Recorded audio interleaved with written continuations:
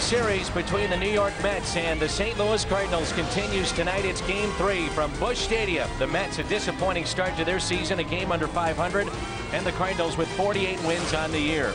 They picked up number 48 on Monday night. Aaron Miles continued his hot hitting. Chris Duncan went deep, and the Cardinals rolled to an easy win in Game 1 over the Mets. Game 2, though, a different story. Cardinals jump out to a lead, but then late in the ball game, a long home run from David Wright, and the Mets would take Game 2.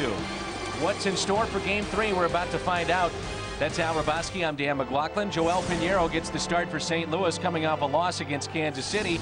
And Pedro Martinez, he's 500, but an ERA over 7. So let's start with Pinheiro. What do you think we can expect tonight? Well, hopefully he will rebound from those last couple starts. He's 0-2, but he has 8 no decisions, and since his last victory. He's got the good stuff. For the most part, he's pitched well enough to win, but just hasn't gotten the win column. And on the other side, Pedro Martinez, we know he can be so good, but the ERA is over 7. We're not sure what we can anticipate here tonight. So it's game number 3, the Mets and the Cardinals here on FSN Midwest. When we come back, the FSN spotlight will shine on Cardinals manager Tony La Russa. Baseball around the corner here on FSN Midwest.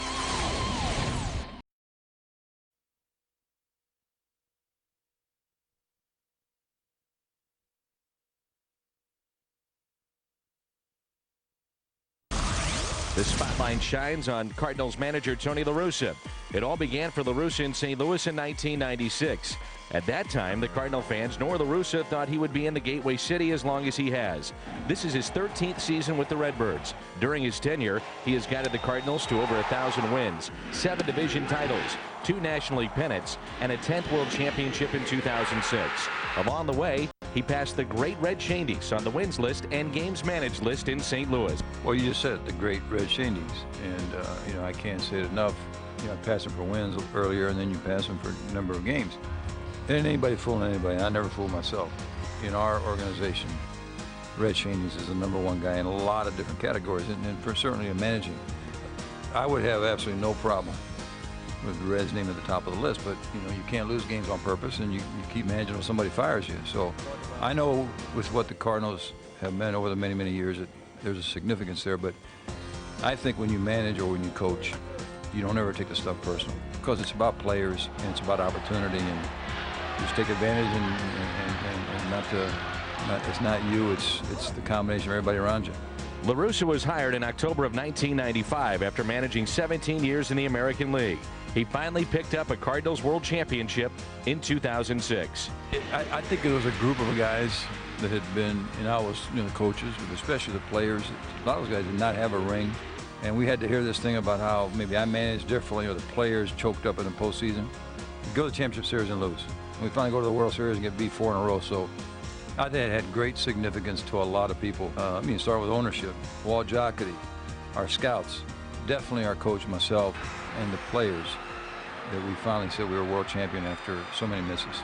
After those misses, La Russa may finally be accepted by Cardinal Nation. I believe that over the however many years, I believe that the fans understand that they get my best shot, and in St. Louis, if you give your best shot, you get points for that. Now, whether you're good enough or not, but at least as long as you try, you get some points. I think we've won enough to where the fans think it's been an okay run, but I know more than anything else, it's always what you do next. Of course, Tony La Russa passed Red Shandies on the all-time wins list here in St. Louis, and a look around the major leagues is coming up next on FSN Midwest. Baseball on FSN Midwest is brought to you by Bud Light Lime, the superior drinkability of Bud Light with a splash of 100% natural lime flavor. By Auto Tire. For the lowest prices in town with 26 locations to serve you, you ought to go to Auto Tire, the Tire Pros. By Steak and Shake, famous for steak burgers. By Geico Direct, a 15-minute phone call could save you 15% or more on car insurance. And by Southwest Airlines. With Southwest Airlines, you're now free to be more productive. Visit southwest.com today. We thought the rain may hit before our first pitch, but it is cleared up here in downtown St. Louis. Big crowd is filing in as the Cardinals and the Mets play in Game 3. And let's take a look at the Mets lineup for Jerry Manuel tonight. Reyes, Chavez, and Wright Wright with 16 home runs, 65 driven in on the season, a fine defensive play last night. Then Carlos Beltran, Church, Carlos Delgado, Easley, Schneider, and Pedro is on the mound and batting ninth for the New York Mets. Our Rico starter for the St. Louis Cardinals, right-hander Joel Pinheiro. Well, Pinheiro is winless in his last 8 starts. His last win came back on April 29th. He's 0-2 during that time, but he saved his best baseball in his 4 starts here at Busch Stadium, 1-1 with an ERA under 3. Last time out really helped out the bullpen with innings pitched. Tried to complete 8 at Kauffman Stadium in Kansas City and took a loss. And here we go, underway in Game 3. And the first pitch is taken for a strike by Jose Reyes. Reyes is hitting .291, 9 home runs and 34 driven in. If you want to beat the Mets, keep Reyes off the base. He's 1 for 10 in the series. Chavez is in the spot normally occupied by their second baseman, who is the very good second baseman that they have, Castillo, who is so quick and hits from the left side. The 1-1 pitch pulled towards second and under the glove of Miles. Let's take a look at the Cardinals defense presented by Auto Tire. They rule that a base hit. Schumacher, Ankiel, and Ludwig in the outfield. Troy Gloss over at third. Brendan Ryan at short. Aaron Miles at second. Pujols over at first. And Jason LaRue is behind the plate. 9th season for Joel Pinheiro. Cardinals signed him after he was in the bullpen, AAA for Boston.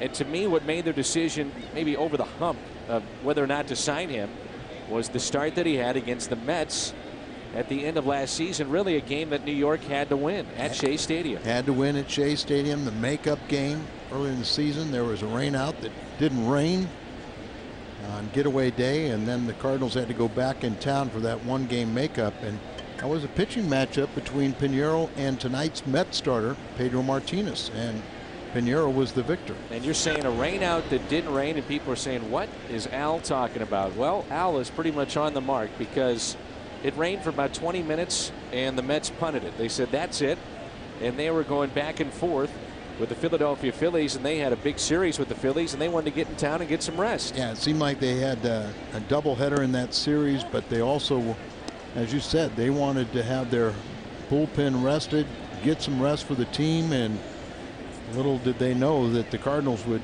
take exception to that and come back and really be a major factor in their collapse down the stretch. And it was a collapse. 84 degrees here in St. Louis. It is muggy here in town. Chavez lays down the bunt. Pinheiro bare hands and throws over to Pujols for the first out. Jose Reyes advances to second base. Sacrifice is good. 1-3 on the plate. It brings in David Wright. And we've got big news in the Bud Sports family and the FSN family. Our buddy Brian McCann. Congratulations to Carrie and Brian McCann on their new baby girl. At 5:12 this evening, so just about 2 hours ago. Congratulations to Brian and Carrie. Great news. We thought we were going to have to pull Brian off the road, last road trip, hurry home, see the birth, but everything worked out perfect. Is he in the truck yet? I think we got to get him back. We got to get him back by the 5th so we can put together our Jack in the Box That's right. recap. I mean, we need help. David Wright with a home run last night. 16 on the year and 65 driven in. that's great news. Congratulations, Brian and Carrie. You know, Brian, he's so dedicated to the game. He's watching right now in the hospital. There's a breaking ball and a strike. And what is the youngest McCann's name? I don't know. The oldest is Nathan. I know that, but I don't know the youngest. Well, we don't know. We just found that 2 hours old. No name yet. No name. You get time on these things, Al. It does stick with you. The 0-2. The truck was fond of, was it Cleet Thomas of Detroit? They really enjoyed Cleet. And that is the vote, even for a baby girl, Cleet. Oh, I think it should be Danielle in your honor. Oh, that's very nice, Al. Time is called by Pinheiro. And is there an Alice Raboski in your family? No, and there never will be. You'll put it into it real quick. It's in the will. 0-2 the count on David Wright. Reaches forward and hits it out to deep center field. Ankiel is back with room, and he makes the catch. He actually started in a little bit, had to hesitate, and David Wright gave it a ride out to right center. I wonder if Ankiel just didn't even pick it up, and then you heard the crowd and their reaction. You knew that was going to be hit pretty deep. Well, as you said, this time of night, a lot of times those lights don't take effect, so it's really tough to pick up a fly ball. But he did have plenty of time and goes back in fine fashion, reaches up over his head and hauls it in.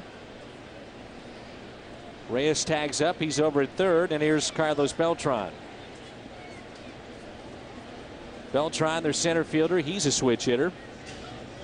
And you would figure in this series that help from the left side is going to be crucial, wouldn't you, with all the lefties that they have or the switch hitters that they have? You can mix and match. And that's why those 4 innings by Brad Thompson really allows that both lefties are available tonight and should be well rested with the righties on top of it. You think that guy with the sign that says "Hi Mike" is going to hold that for the entire game?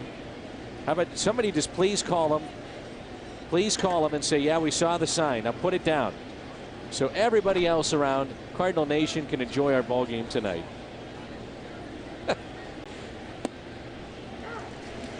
It's a real fan of Mike Ellings. Very well could be. Mike, our producer. You could see where those two would hang out. Maybe have a lot in common. 2 balls and 1 strike on Reyes over at third, and at the plate, Carlos Beltran. Pulls that foul. Watch out. Luckily, it hit a seat.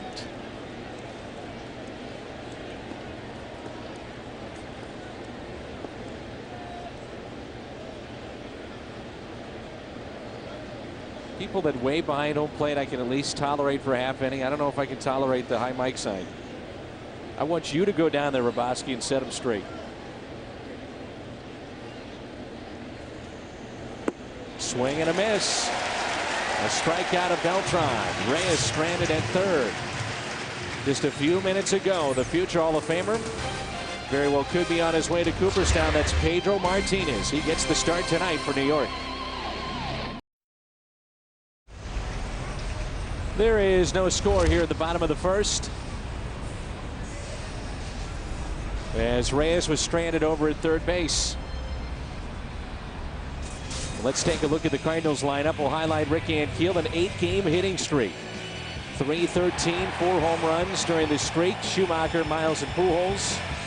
Ankiel, Glosson, Ludwig, LaRue, Pinheiro, and Ryan. Our Southwest Airlines starting lineup against Pedro Martinez, our Rico starter for the Mets. In your mind, Al, is he a Hall of Famer?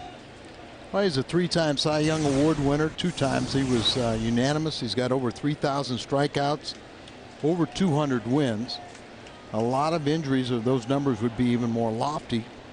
I think you can make a solid case for him, a lot more than a lot of other pitchers, but probably a little bit borderline right now. There's a lot of discussion about Curt Schilling, whether or not he was.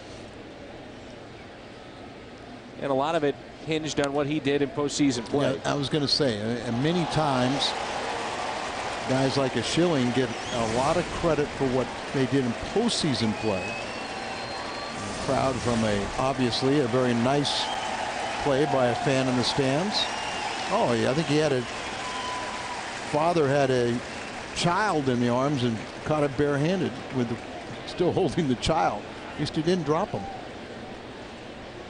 Folks are still filing in. There's some of Team Fredbird out there. It's a live look at the fans just outside Busch Stadium. 1 ball, 1 strike on Skip Schumacher with Aaron Miles and Albert Pujols here in the first.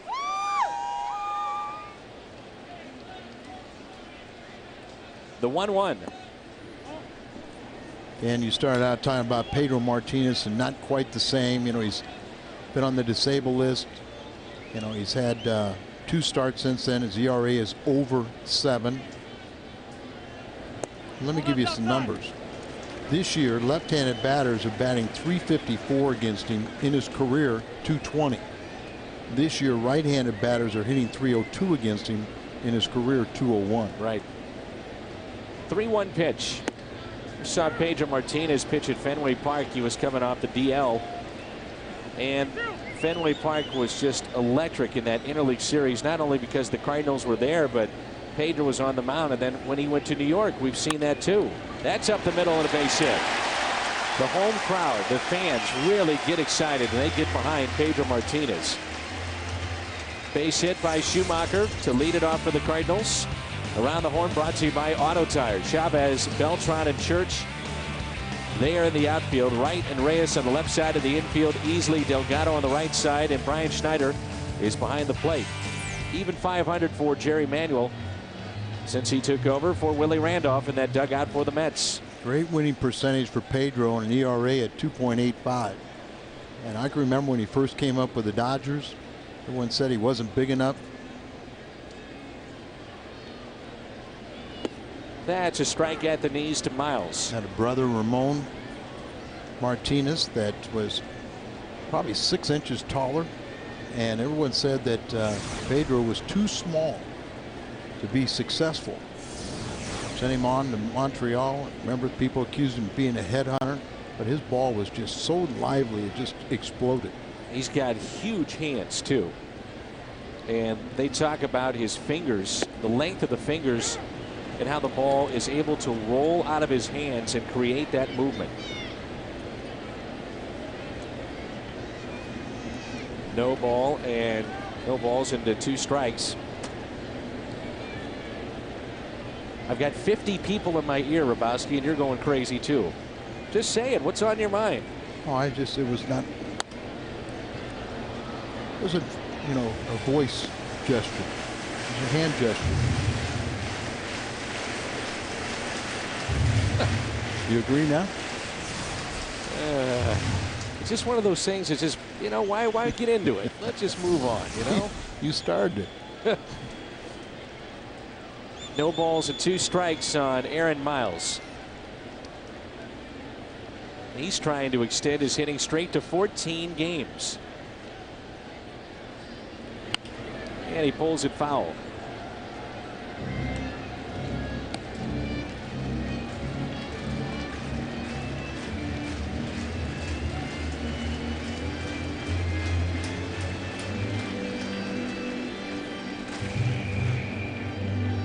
Nothing in 2, the count on Miles.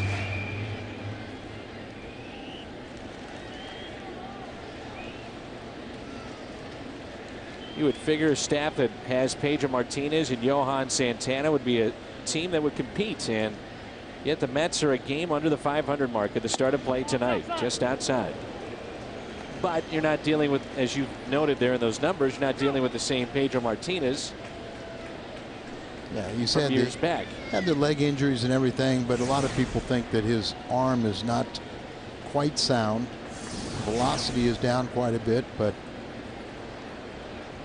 he's missed a lot of time the last few years. Set up again outside. Let's see if he slaps it the other way, if it's there. Other way. Base hit for Miles. Little inside out that time. 14-game hitting streak for Aaron. That ties his career high set in '05. And boy, Kennedy just can't get any playing time the way Miles is swinging the bat.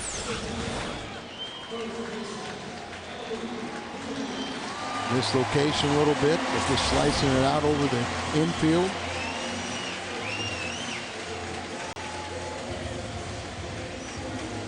How will they pitch to Albert Pujols? Carefully. Again, sitting on 299 career home runs.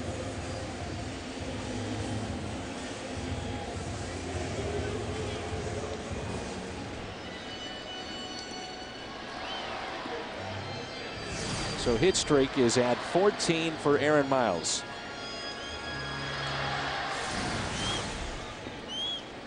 Pujols, 4-game hitting streak. He's hitting .353 with a homer during this streak.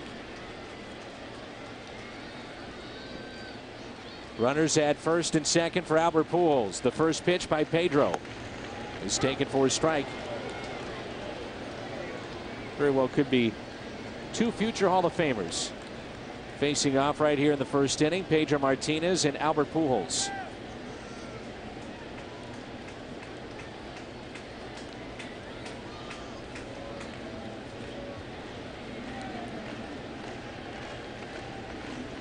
Will this swing be number 300?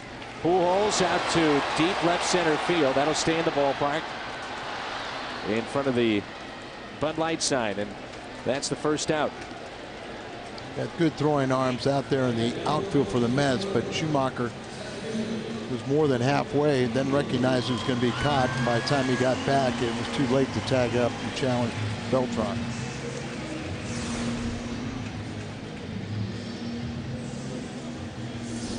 Rick's got an 8-game hitting streak working. He's homered in 5 of his last 12 games with a total of 6 home runs. Rick Ankiel is hitting .258 on the season. And that great diving catch to take a hit away from Chavez last night. Runners at first and second. Ankiel takes a ball inside the late arriving crowd. They're lucky that Pujols didn't hit it out on that first at bat. They would have missed history. Lucky, Al. Get the tickets, you get here early. The fireworks, which you love at Quarter Till, lets you know to get to the ballpark. I didn't hear him again tonight. I didn't hear him either. Normally they have fireworks here at Busch Stadium at 6:45. Let fans know to make their way to the ballpark. Get ready for the first pitch. Outfield is straight away and deep in the 1-0.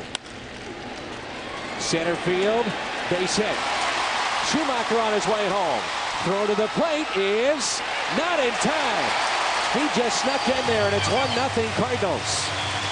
Schumacher got an excellent read off the bat on that fly ball. No hesitation. He was going. When he saw that ball clear his head, he knew it was going to get down and be a base hit. Immediately takes off, look back for a second, but comes on home, and watch him react to the catcher. Sees the catcher's inside, threw his left leg out, but he goes around the tag and uses his hand. Strong throw by Beltran, but used his left hand to get the home plate. Right there, the head of the tag. Great camera work. Brian Schneider had the plate blocked too, so he was in position to throw his arrow. It was just a very good slide by Skip Schumacher for the Cardinals lead of 1-0. RBI 41 for Rick Ankiel. 1 out, runners at first and second for Troy Gloss, and he takes a ball outside. Gloss is 4 for 6 in this series.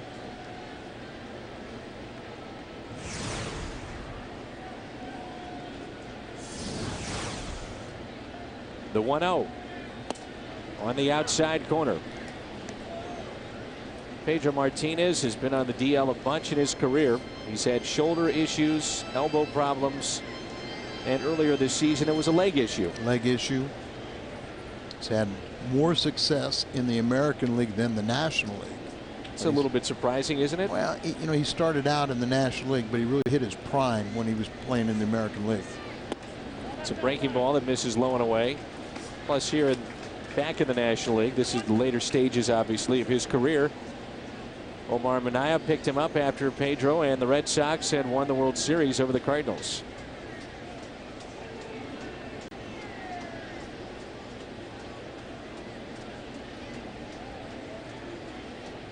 Two and 1 the count on Troy. Way outside, and it's 3-1. 20 pitches thrown by Pedro Martinez here in the first inning. 12 have been strikes. 4 for 26 is Troy Gloss against Pedro.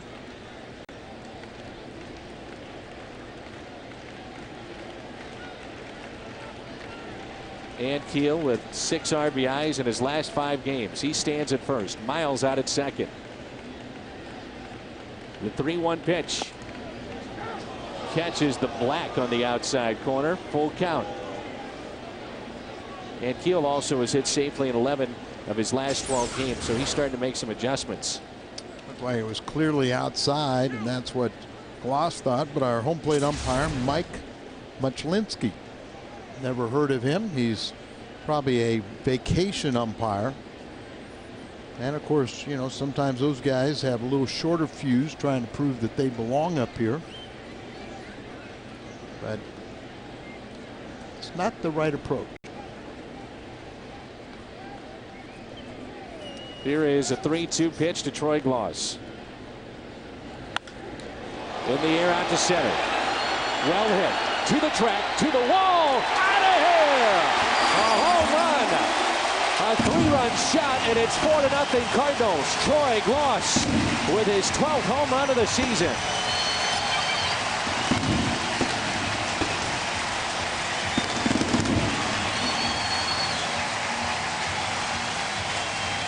Maybe he's glad that pitch was called a strike now. Oh, I think he is. But Pedro, as we said, you know, it's sometimes tough to watch a great competitor, and he just misses location again, kind of backs up on him a little bit, an off-speed pitch, but Troy does not miss it. Pulls the hands in a little bit, but got all of it over the center field wall. 413 feet, just over the wall at center, and here's Ryan Ludwig. Going to struggle a little bit for Ludwig as of late. 4-0 Cardinals here in the first. There you see the last 3 outings, 6 innings, 4 1/3 and 5 2/3 last time out against the Yankees. That was Friday night. 1 ball, 1 strike, and you can see some of these right-handed batters questioning the outside portion of the plate.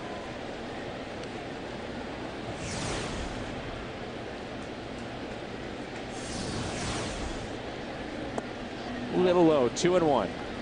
Ludwig has seen his playing time cut into with a slump, and also Duncan swinging the bat a little bit better as of late. There's been a few pitches that Pedro has thrown that Cardinals weren't expecting the velocity to be as good. Center field, base hit. 5 hits in the inning against Pedro Martinez. And Pujols is the only out, and his was a rocket. They wanted to keep Pedro on his normal schedule, so they made the start today, and tomorrow's young righty Pelfrey will get an extra day's rest. Have you found, though, that at this stage in his career, or with any of the older players, pitchers in the league, it's beneficial to give him, especially the injuries he's had, I would give him that extra day? Yeah, I was a little surprised when I read that, thinking that a youngster could, you know, short rest or normal rest, but give Pedro a little bit extra. Jason LaRue off to a great start from Sunday's game in Kansas City. Barreled into at the plate and also contributed offensively for the Cardinals. Not only did he have that great game, but after a very slow start, he's been swinging the bat very well. His last 12 games, .350. And that's out of play. 0-2.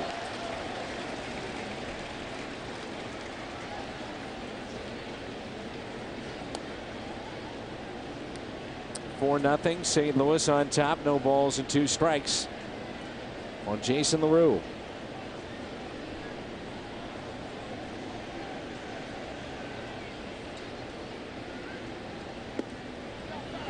Never know what you might see when you come to the ballpark. Something new every night. Hi, Mike. Sign.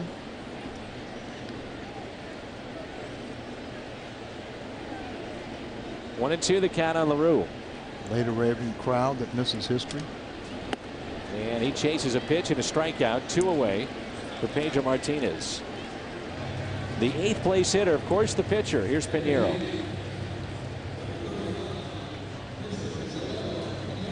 Still filing in here at Busch Stadium.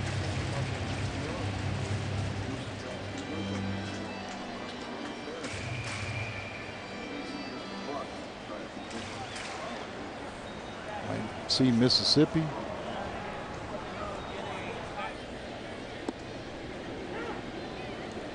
You see some of the best camera work in town here in St. Louis, don't you? Some of the shots we're able to find.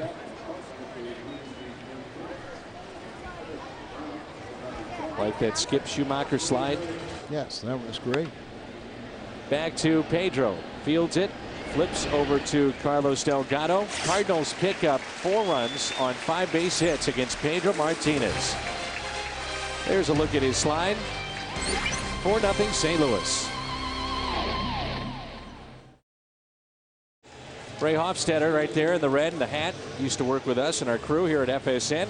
Now he sits back and enjoys the ball game as a fan. And in fine fashion, we welcome in Rick Horton to the telecast for a half inning at least. Oh, we're going to do a three-man booth here. And Al, can you believe Ricky grew up a Mets fan? Well, he had a sheltered background. Sheltered background? Yeah, he had a problem. I had a lot of problems, Al. And it's not Poughkeepsie, New York. It's a small town. Hyde Park, New York, home of Franklin Delano Roosevelt. He was the president. I knew that. Yeah. Well, but we all grew up. We all grew up Met fans in 1969. Dan, I was 9 years old when the Miracle Mets went to the World Series, and it was a great time to be a kid. Let me tell you. And I loved Tom Seaver and Jerry Koosman. Nolan Ryan was. I think that was his rookie year. And I've since gotten myself straightened out, though. And Swoboda. And Swoboda was my favorite player. In fact, Al was kind enough to get Ron Swoboda to sign a baseball for me, and that is my favorite autograph I have. How many autographs do you own? You're probably not a collector, are you? No, I have about 15 or so. And Ron's at the top of the list. Ron's just above Cool Papa Bell. You got Cool Papa Bell? Yes, I did. Nice. Did you meet him? I did. He was in our dugout before a game. I believe it was '85 during the season then, and what a wonderful man. There's a broken bat, and Brendan Ryan followed the bat, and the ball went the other way. So base hit for Ryan Church.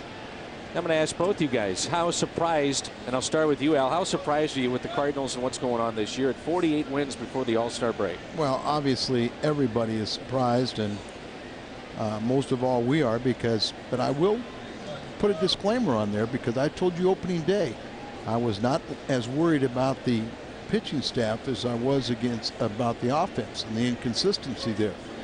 But I still am shocked at how well the starting pitching has been. I remember the conversation you and I had, Al, on a Caravan. You said exactly that. You thought the pitching was going to be fine. I was not so sure of that. I wasn't really a big fan yet of Kyle Loesch, Dan. I didn't know that he would be as good as he's been. I'm not sure anybody knew he'd be that good. Well, we couldn't have known it on the Caravan because we didn't have him yet. Spring training. but even the rest of the starting rotation just seemed kind of thin to me, and it's just amazing what they've done together, and certainly Dave Duncan deserves a lot of credit for that. Yeah, and I'll go back to where I really got that belief was in spring training, and part of it, ironically, is not come to fruition because I was basing that on what I saw with the current arms of spring training, the young arms I saw from that were going to be in the minor leagues, but I was basing it also that we would have Mulder by now in the starting rotation. Clement. We'd have Clement. Pinheiro started on the disabled list. So I thought, and then obviously the biggest prize would be Carpenter down the road. Here's a 2-0 pitch to Delgado. He had a big night last night. Grounds into a double play. 6-4-3 double play. 5-6-3. Oh, the shift was on again. That's the second time he's done that. My monitor blocked my view from the third base area. And the replay will confirm it. There's Glass, our third baseman, pitching underhand to Ryan, our shortstop. So 5-6. And Albert's where Albert belongs. He's at first. Here is Damian Easley. Those postgame shows, they're kind of long, aren't they? Yes, but they're informative. Absolutely. And they are fun. Pat Paris and I, we have a blast doing it. Max Linewan is our producer, and we get a lot of comments, Dan, from the clubhouse afterwards, which is our favorite part, hearing what the manager has to say about the game, and certainly breaking down things even more than you guys are able to break them down. I thought you were going to tell me that it was the players yes. listening to you. No. And they had comments for you. No. That's what I was thinking too, Dan. You guys thinking alike. You guys thinking alike. That's scary. Well, I've always said you learn more from your losses than you do from your victories. And I'm sure you learn an awful lot when the team loses. Well, and one of the things you learn about yes, one of the things you learn is where's the silver lining? Let's talk about Brad Thompson and his 4 innings worth of very good relief when really yesterday's game, as an example, was not a good game for the Cardinals. They came out a little bit flat, and the starting pitching wasn't good. But Brad Thompson did do something that could be important down the road. So, you know, there's always a silver lining, Dan. Here is Brian Schneider. There have been times, I'm going to let fans in on a little secret, where Al and I do our preview hit for the next game. And I hate to say this, fans, but many times that is taped. And many times I have finished up our hit where you ask us 10 questions. And I go home and I turn it on and you're still going. Asking questions.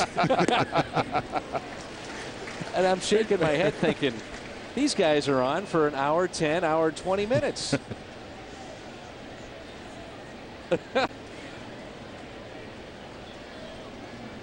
One ball, one strike.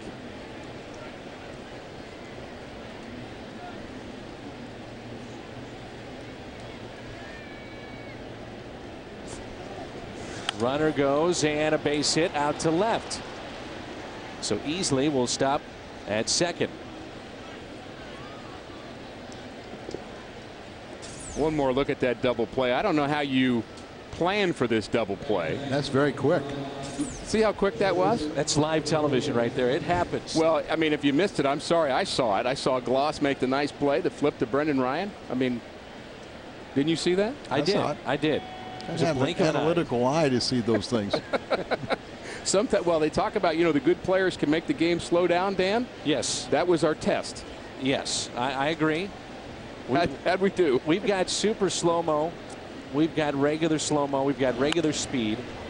We could show you any kind of angle, and I've seen you break down so many replays over the, I mean, well, I'm glad you're watching. I'm glad you're a loyal viewer of the postgame show, Dan. I mean, you probably seen more highlights than Dan Patrick. It's unbelievable. Well, what else have I got to do? I mean, it's fun. Agree. It's great. I'm very happy that we do an extended postgame show and the pregame show. I think it's great. And I know our Cardinal fans can't get enough of it. They probably wish we did 2 hours. Well, Cardinal fans love the nuances of the game. Maybe I could plant that seed for you. That's true. Thanks. Well, I'll have to think about that one.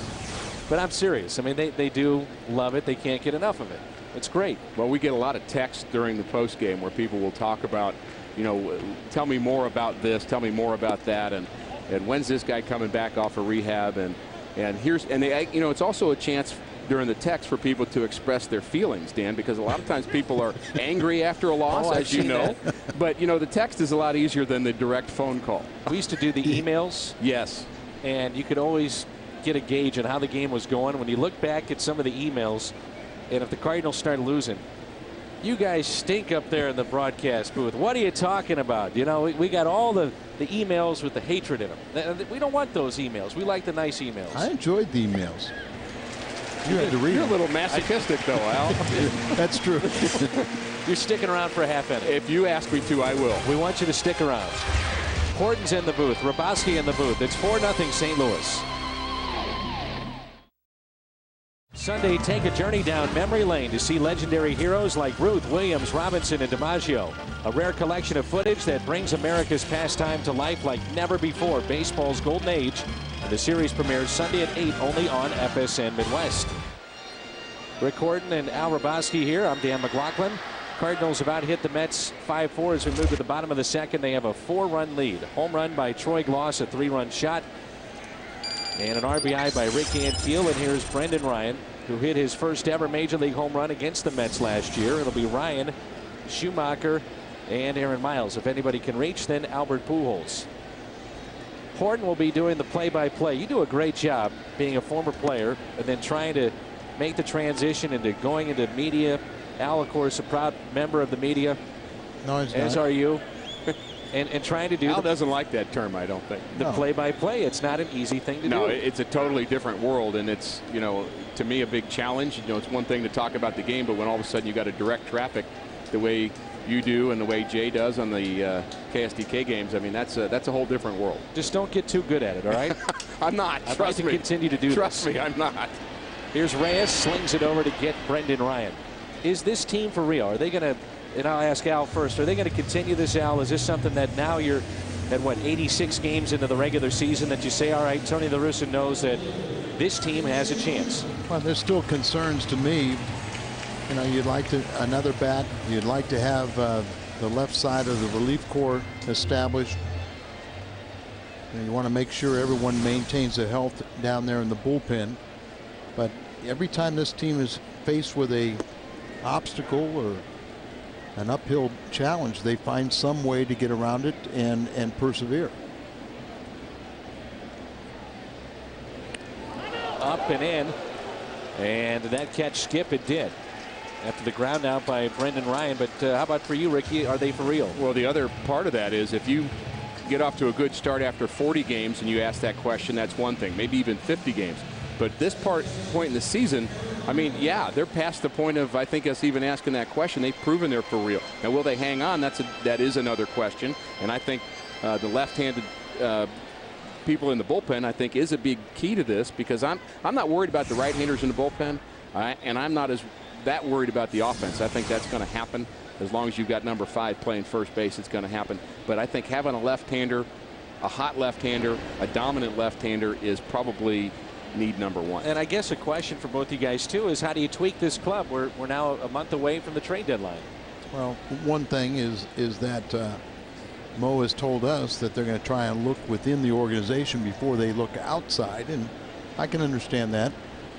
But I know you talk a lot about if ownership and the front office goes out and gets an impact player, if that player is available, how it's a shot in the arm in a long season for the guys that have been battling all season long. Oh, Ricky can tell you too, though, you get to a certain stage, and not so much with all these young players, but when you have a veteran team that, you know, when management doesn't make a move at the trading deadline, that clubhouse gets very upset, and they have their built-in excuse, is that you didn't give us what we need. Hit and run was on, and Pedro will fire to first. Now first base open with Pujols coming up. But with a young team like that, they never talk that way, because it could be their job that gets eliminated. Or their buddy's job. Or their guy in AAA that they think, you know, Joe Mather can be that guy. Well, I don't want you to go get a right-handed hitting outfielder from some other team that's a cast off there. So, you know, I think there's I mean, again, we talk this word all the time, but there's a chemistry issue there that, you know, when you get somebody from the outside, do you really want to mess with this mix that is really producing way more results than you expected in the first place? So I think you got both things you have to judge, and that's John Mozeliak's very difficult job over the next couple of weeks. One thing I've seen from Tony La Russa is that, you know, he has that core group of players, and it's much smaller now, but he will converse with them, talk with them, and kind of get the feel of what that team, what the players, what they feel like they need and what they want, and, you know, run a few names by them a little bit, you know, and do it in a diplomatic way that it doesn't get back and disrupt that chemistry that is so important. Because the players know. They know the personalities of those guys on the other team. They've either played with them in winter ball or they know their reputation. And you got to sell it on those guys first, Al. I think you're right. Here's Pujols with 2 outs and a runner at second. Albert lined out to center his first time up. Is he pressing to get to number 300? Tough to say. Well, He's hit a couple of. We've seen so many other great athletes. They come to milestones, and it takes them a little while to achieve it. I hate to say that he would ever be in that role, but he is hitting more balls in the air. I almost think we care more about it than he does at this point. I may be wrong about that, but Albert just likes to hit line drives, hit the ball hard somewhere. Fouled straight back, 0-2. That's a good point, because he's not stopping at 300. That's right. Like we said last night. Not like it's nothing. If he stays healthy, we had 500, 600. You know, that's what I'm saying. You keep on talking about a milestone, but his mind, his milestone is when he gets the 500 and above. He would be the 5th quickest to 300 in baseball history, if he can do it here in the next couple of days. No balls and 2 strikes on Albert Pujols. Runner at second base, Skip Schumacher. The 0-2, and he strikes out. Well, go get dinner, get settled in. Pleasure being with you guys. I'll be ready to tune in at home. Hey, don't worry Go ahead. Hey, text us. Don't worry about the 2-hour rain delay. 4-0, St. Louis. September 27th of last season, Pedro Martinez, Joel Pinheiro, a must-win game for the New York Mets. Fighting to stay alive, to head to postseason play, but Pinheiro was absolutely awesome in that game. Arguably his best start as a Cardinal.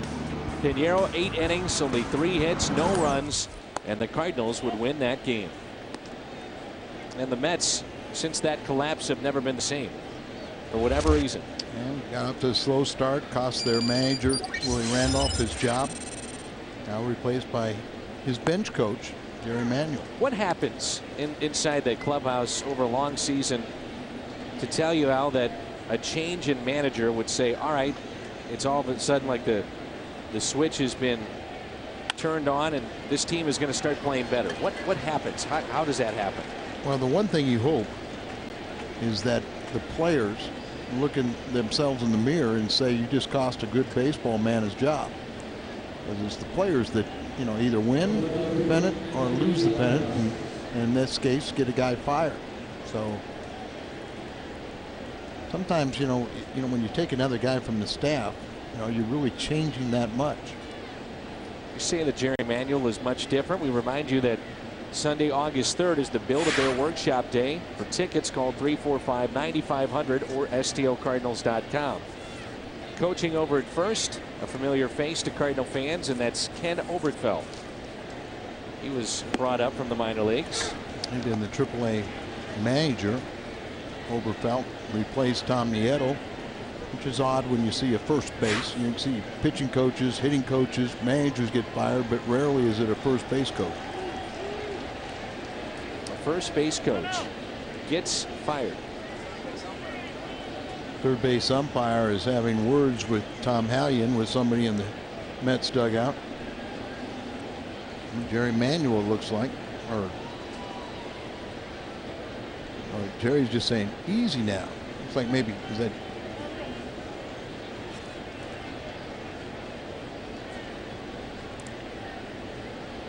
He's laughing over there in the dugout. Whatever the case, here we go. No balls and a strike on Endy Chavez with the ball in the dirt. 1 ball, 1 strike. Chavez, first time up, sacrificed. Sacrifice when 1-3.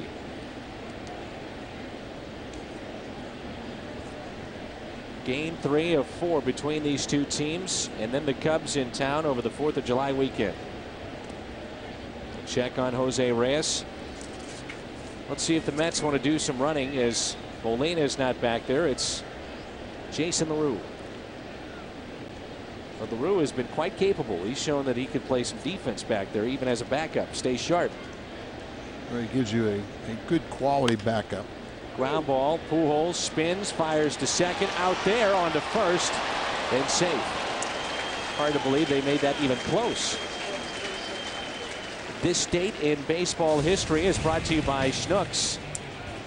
Placido Polanco, Jim Edmonds, Albert Pujols, back-to-back homers against the Padres. July 2nd of '02. Year in which the Cardinals would head to postseason play. We'll see Jimmy over the weekend. This day in history is also Scott Battles' birthday. So happy birthday to Scott Battles. What kind of response will Jim Edmonds get? You know, it would have been outstanding as a Padre, but what happens as a Chicago Cub? I think it's going to be great. People can express themselves any way they want, and you know, if people think that there's not going to be a percentage that's going to boo, it's not a shot at Jimmy, and there's going to be a lot more cheers, but you know, it's going to be just that part of the rivalry. It just adds another theme to it. And he's showing, Al, that he can still play. Yeah, swing the bat much better. I haven't seen lately, but I know recently he was over 300. Again here tonight, the Cardinals have outscored their opponents 113-59 in the first 2 innings. Broken bat, left center field, and Keel won't get it. Chavez, a turnaround second, stops, and with 1 out, it's first and second here in the 3rd for the Mets. David Wright hit one to deep center field. That one, a broken bat single into left center. Broken right in half. Probably right off the end of the bat, and it was. Thin handles, a lot of weight on the end of the bat, so you don't have that balance, and when you hit it towards the end, it just will split that bat in half. It's not only a different way to make the bats, but they're saying that the players, once they get the bats, are shaving down the handles, so you're taking off some of the weight, so you're top heavy, and if we You'd see the replay again. You'd see that off the end of the bat. That's a perfect example with it being top heavy. It's going to shatter every time. Yeah, you just don't have the true balance in that bat. So if you don't hit it square, it's got a likelihood it's going to break. Watch it right off the end of the bat, and because the handle's so thin, see a big part of that bat just shears off. First and second with one out. Here comes an 0-1 pitch to Beltran. Down and in. 1 ball, 1 strike. Struck out back in the first with the runner at third. A look from section 158 here at the ballpark.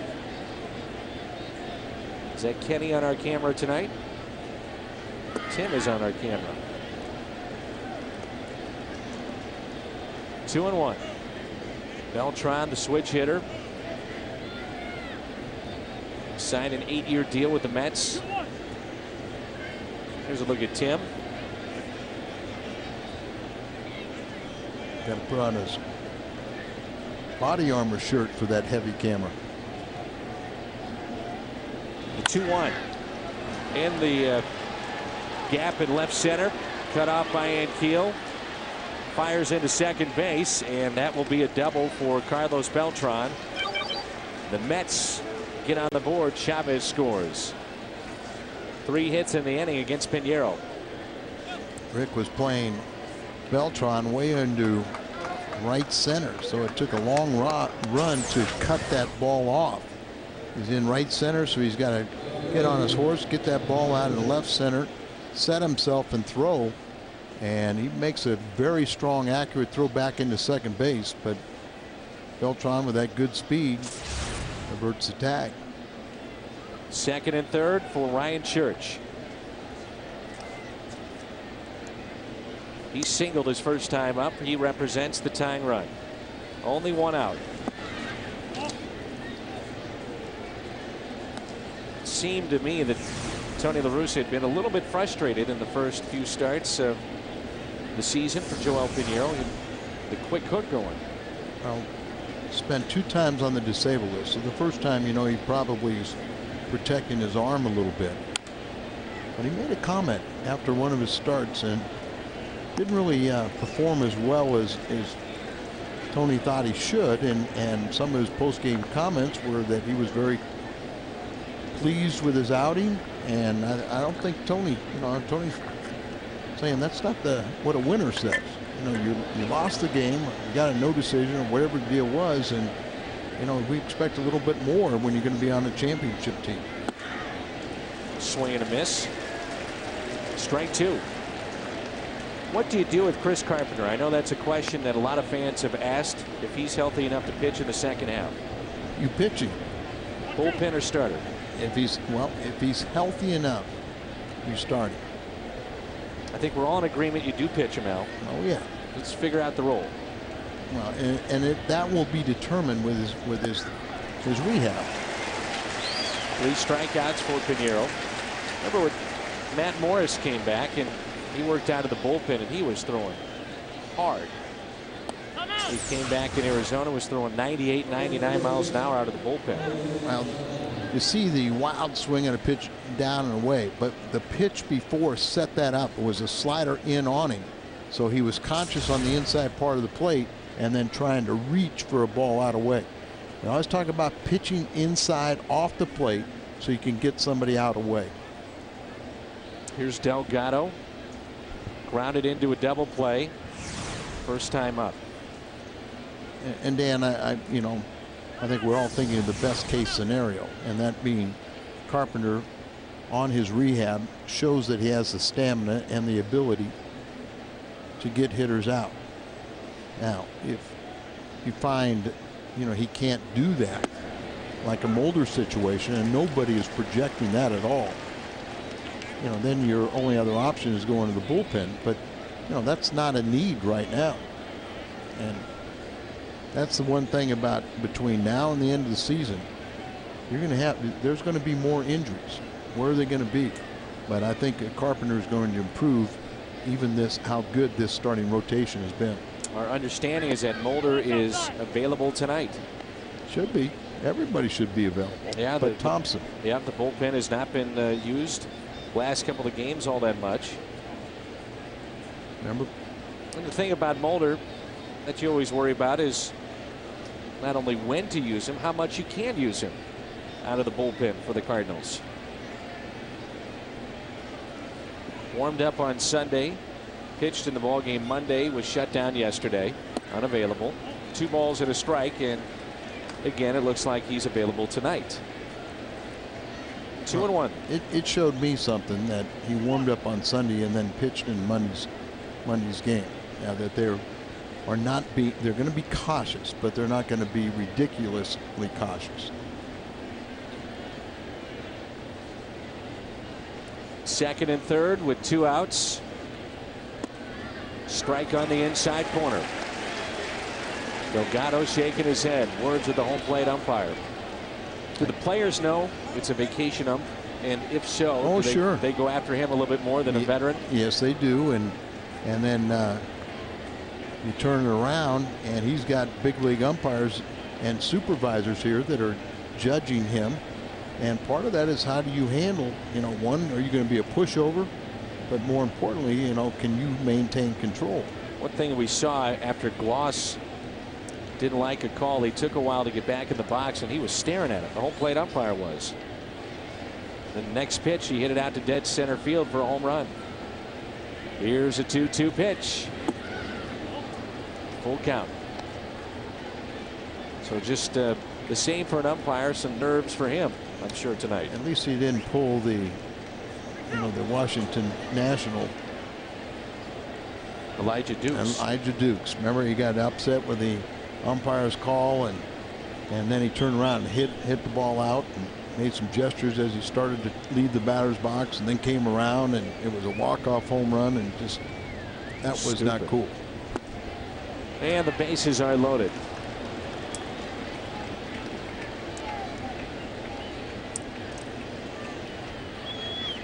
First walk issued by Joel Pinheiro.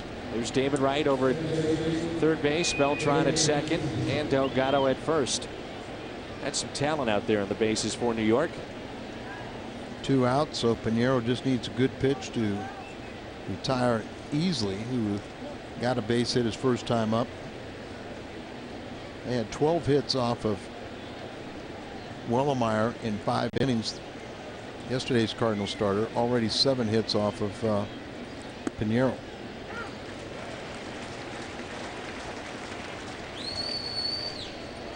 It's amazing about Todd Wellemeyer. First time this season that he's been given a lead and couldn't hold it. Every time he's had a lead, Cardinals have won that game. And he pitched very well at Busch Stadium, but he just couldn't control his slider or his changeup. As you noted last night, it really was the slider, because then all of a sudden they're sitting on the fastball. Slider was just flat. He either overthrew it or just left it, in the middle, just spinning. And it's pretty much the same thing with his changeup. He couldn't get much out of those, and those were 2 of his biggest weapons to go along with his power fastball. But these guys eventually are going to, you throw enough fastballs at him. Remember, he was getting ahead in the count, but couldn't put him away. We got a no-2 count here. In the dirt, blocked by LaRue. Don't mind that pitch there. No, I mean, that's a good pitch. 0-2. Have the confidence that you can throw it down there, and your catcher's going to block it with the bases loaded.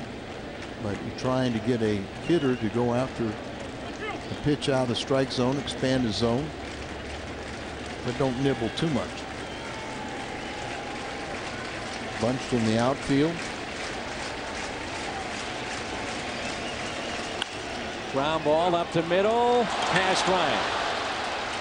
2 runs will score. It cuts the lead to 4-3.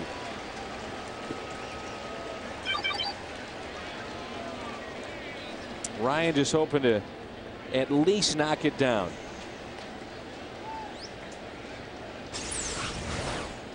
Set up away and leaves it up right over the middle of the plate, and Brendan Ryan was playing in the hole.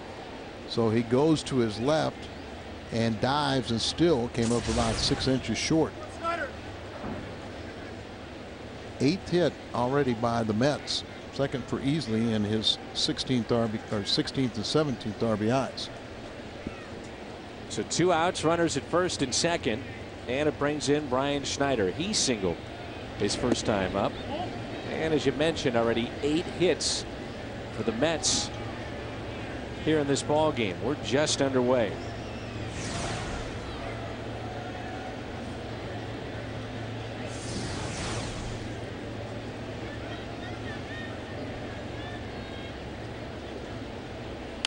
Ground ball. Pinheiro over to the bag, covering. Pujols range to his right. The Mets pick up 3, 4-3 St. Louis. Well, it should be a lot of fun this weekend. It's Fox Saturday Baseball as 2 of the most bitter rivals in all of sports collide. Derek Lee and the Cubs. They'll be here in St. Louis to take on Ankiel the Cardinals. Cubs, Cardinals, high definition, 2:30 Central on Fox. Pedro Martinez has been given a new life as we move to the bottom of the 3rd. Now trailing only by 1 run.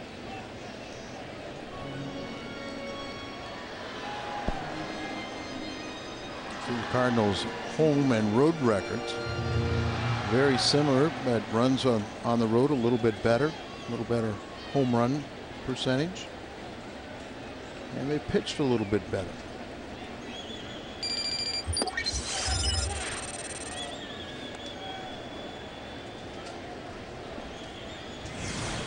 Here's Rick Ankiel. He homered last night. And yanks it down the right field line. That'll go foul.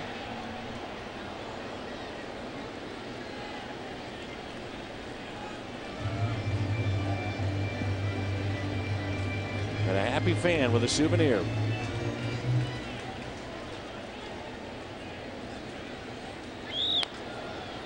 And he taps that one foul. 1 ball and 2 strikes. Cardinal starters have picked up wins in games following each of the last 8 losses by their fellow starters. Starting pitching has been spectacular this year. We've got some dark clouds rolling in. Yep. Cardinal starters at best winning percentage in the National League. Lewis leading the pack with his 10 wins.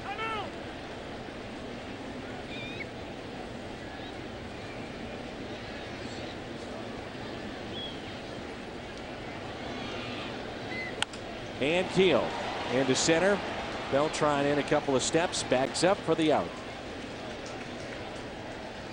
Tonight's ball game on FSN Midwest from downtown St. Louis, presented in FSN HD.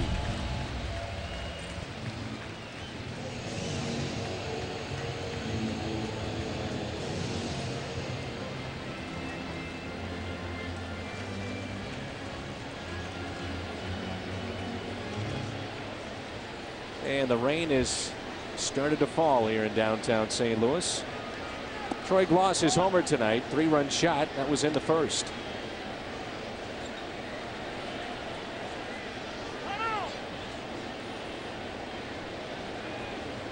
And they're going to put the tarp on right now to save the field. They know it's coming. Yep. Pedro looking up going, wait a minute. So the game is stopped at 8:20. Billy Finley and his crew off to work. Here they go.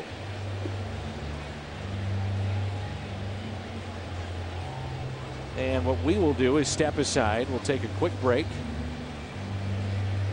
and get you an update. The Helitech rain delay here in the bottom of the 3rd at Busch Stadium.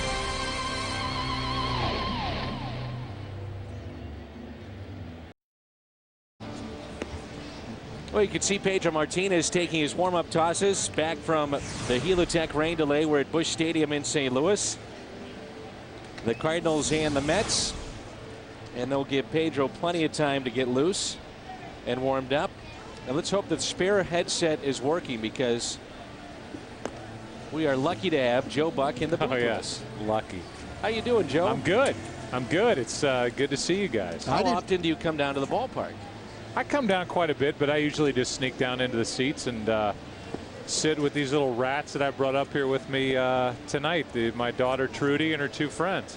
Now, I didn't realize the National League sent that plane for you for around the world for rain delays. Yeah, this is it. This is what I do for Fox now. I think it's about to start raining in Houston, so before they can shut the roof, I got to go there and fill their rain delay. You're not filling. This is a conversation among friends. It is. It is. I miss you guys, but I miss the guys in the truck even more. Oh, that does make a lot of sense. Yeah, that makes a lot of sense. So what do you think? I mean, I haven't talked to you guys hardly at all. That you've got a fun team to watch here this year. I've thoroughly enjoyed watching this team from afar, and seeing new guys and some fresh blood come through here has been great. Surprising, no doubt. It is, but it seems to be a good mix, and it's certainly not saying anything that hasn't been said 50 times. But Tony La Russa, that was the biggest offseason move they made, was bringing him back. He's done such a good job, and from second one, they've had a little bit of a chip on their shoulder for the right reason, and they've just played so well, and so many moving parts and injuries and everything else, and Tony's swatting at moths down there and everything else. He does it all down in the dugout. When you look at the teams in the National League, Joe, I mean, is this a playoff team in your mind? Absolutely. I think the Cubs and Cardinals are not only roughly the 2 best teams record-wise, but beyond that, I think they may be the 2 most well-rounded teams. I mean, this Mets club is a 500 team at best. They've had to fire their manager.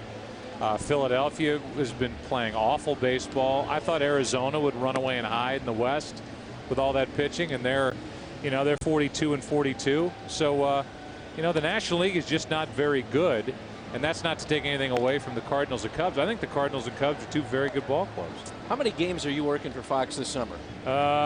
If you add in the All-Star game, I don't know, 11, somewhere in there, and then it gets into I've got preseason football the second week of August, which is hard to believe, and then we get into back into the playoffs and all that, and then back to football.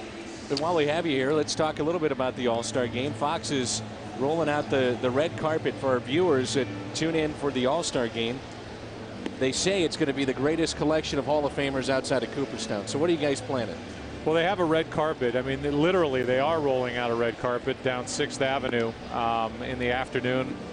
And it's going to be, fan lined with, people up and down 6th Avenue. They're going to have all the All-Stars, all the living Hall of Famers that are a part of it.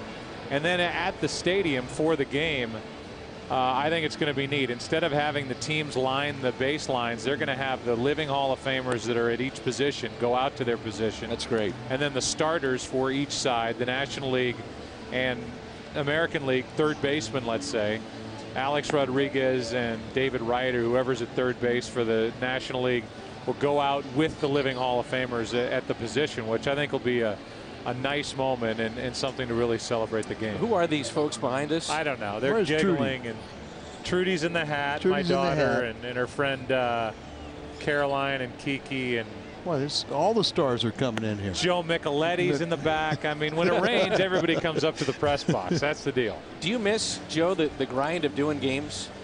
No. I like being able to kind of make it on my own schedule. And when the team's playing great, I watch. If I'm home, I'm watching 100% of the time. If the team's not playing great, or if it's a bad game or whatever, I like being able to turn on The Bachelorette. Really? Yeah, that's kind of my night. Or Lost, that's off. That's in hiatus. What about TiVo? Dan, you got to understand that when you have girls, that comes with the territory. How can you not watch The Bachelorette? Well, if you're going to be with your family, that's what you're watching. American Idol. Anyway, you guys got a game to do.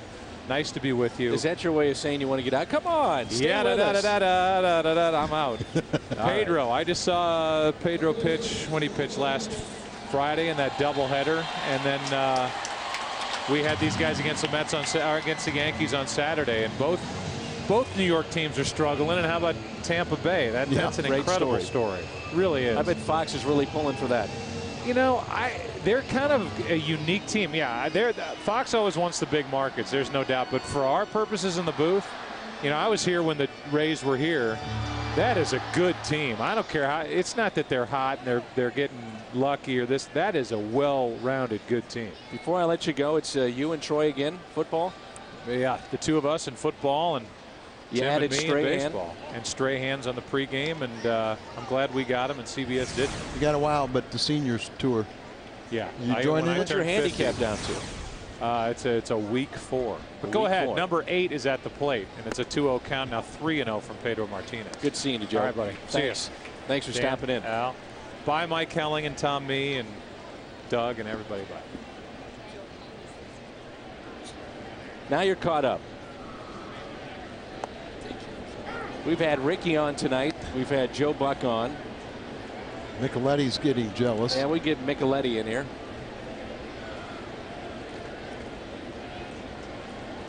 Here's a 3-1 pitch to Troy Gloss, who is homer tonight. And a high fly ball out to right. Always good to see Joe here at the ballpark.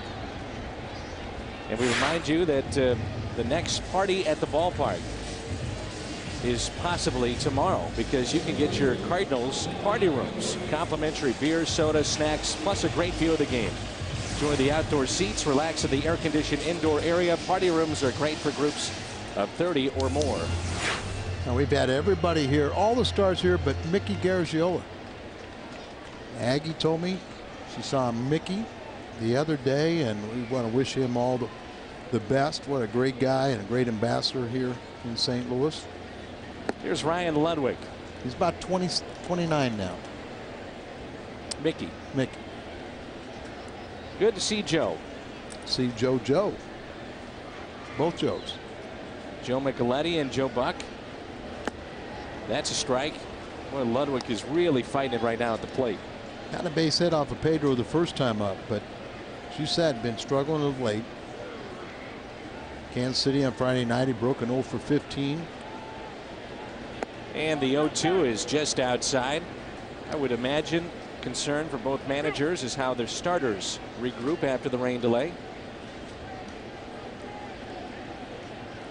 The 1-2 pitch. Check swing and strikeout of Ludwig. We play 3 here at Busch Stadium. 4-3 Cardinals.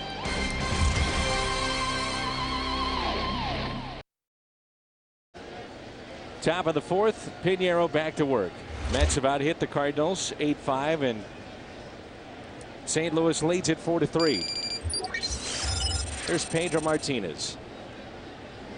Big 3rd inning for the Mets against Joel Pinheiro. Keith Hernandez was over in our booth and asking us about Pinheiro and if there has been diminished velocity, but I don't think so. The pitches have been roughly 92, a couple times 93, and that's on the stadium gun, and that's basically what you get with Pinheiro.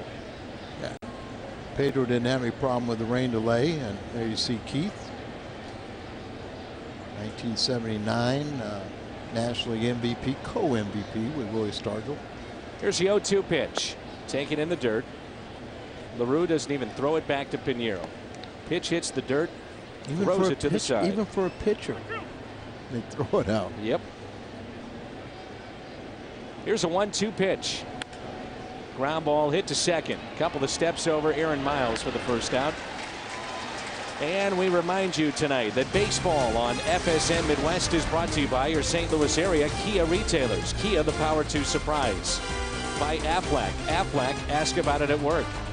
By Taco Bell's new Frutista Freeze, available in 2 delicious flavors, topped with real fresh strawberries. Refresh your day. And by Bank of America, the official bank of the St. Louis Cardinals. Al Hrabosky, Ricky Horton, Joe Buck, Dan McLaughlin, maybe Joe Micheletti. We're all here, and it's 4-3 Cardinals. Cast of thousands. Cast of thousands. And when Joe Buck was talking about Tampa Bay, I looked up at the scoreboard, and Boston had a 4-2 lead. It is now 4-3, but there are nobody out. Well, now it's the Rays have taken a 5-4 lead with nobody out, runners at second and third, still batting in the 7th inning. Had an issue with their closer. Troy Percival is out again with a bad hammy and put on the DL. Second time, but 2 top teams in the East are doing battle, and Tampa Bay is trying to sweep Boston. I don't know if it's a 3 or 4 game series. Reyes right center field, and a sliding diving catch. No good, as Reyes is off to the races. Great effort out there in right field from Ryan Ludwig. Almost came up with it. A triple for Reyes. That's Reyes' 9th triple of the season. Cardinals have already had 13 to tie last year's mark. Out there in the gap, Ludwig closed on it, thought he might be able to get a chance to get it, and made a valiant effort, but Reyes with that great speed. Here you see the effort by Ludwig, diving forward just beyond his reach, and then Ankiel had to go back and retrieve the ball up against the wall. The Suntrip.com cam brought to you by the Suntrip Automotive Group. So 1 out, tying run over at third base. 4-3 Cardinals here in the 4th. And it's Indy Chavez. He has sacrificed and scored a run tonight. And at the corners, back in the infield.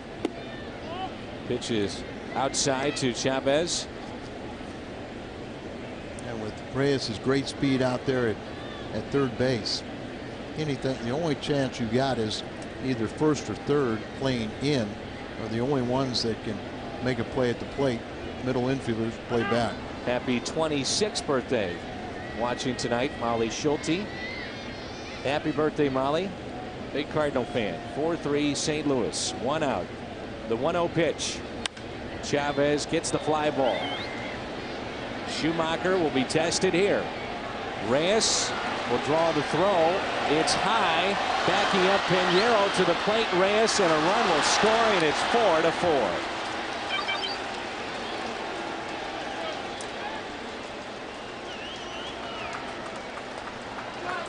Schumacher has thrown out 4 guys at the plate. So you knew when Reyes had pulled up, really couldn't get his momentum coming forward. Kind of flat-footed and just airmails it. Strong throw stopped Reyes initially, but then we recognized the high throw, and you see nobody really covering the plate, and Reyes comes in safely. Speed. Suntrip.com cam brought to you by the Suntrip Automotive Group. Yes.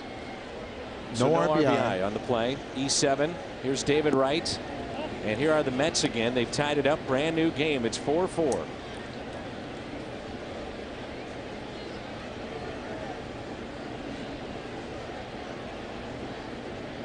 One-0 pitch to David. It's pulled foul. 1 ball, 1 strike with 2 outs, nobody on. David Wright tonight hit a deep fly ball to center field. It was caught by Ankiel and singled and scored in the 3-run third for the Mets. Cardinals jumped out to a 4-run lead, highlighted by a 3-run homer by Troy Gloss. 2-1. David Wright on pace for 30+ home runs, 100+ RBIs. In the RBI department, that'll be the 4th consecutive season he's done that. The 2-1 pitch, pulled foul. You talk about Jerry Manuel really changing what Willie Randolph has done with the Mets. He's loosened up the clubhouse, different rules as opposed to Willie Randolph, who learned under Joe Torre.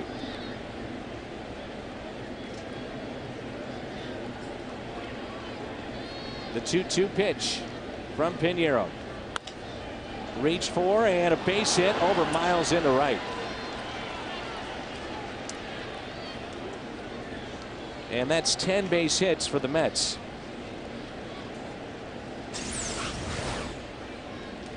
It's a line drive that just gets over the glove of Miles. About 5'7", need to be 5'8.5". Beltran has struck out. He also doubled and picked up an RBI in the 3rd. 2 outs and a runner at first. Runner goes, and it's pulled foul. I don't think Pinheiro paid any attention to David Wright. Nope. David has 8 steals on the season and 12 attempts.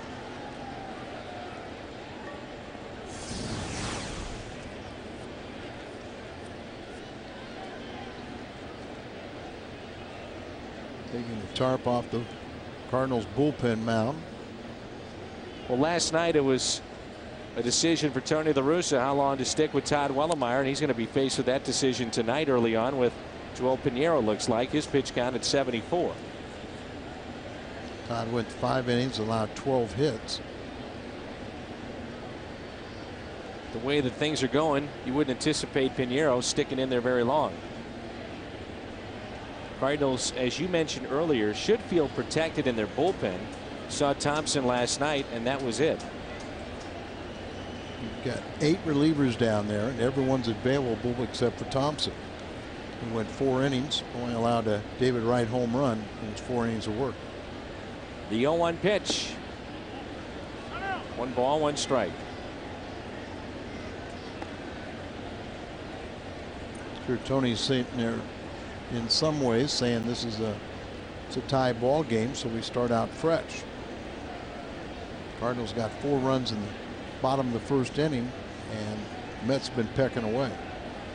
Runner goes, good jump, and it's pulled fair, and Pujols could be a double play. Could be the 3rd out. Midway through 4, and it's 4-4. The Mets tied up.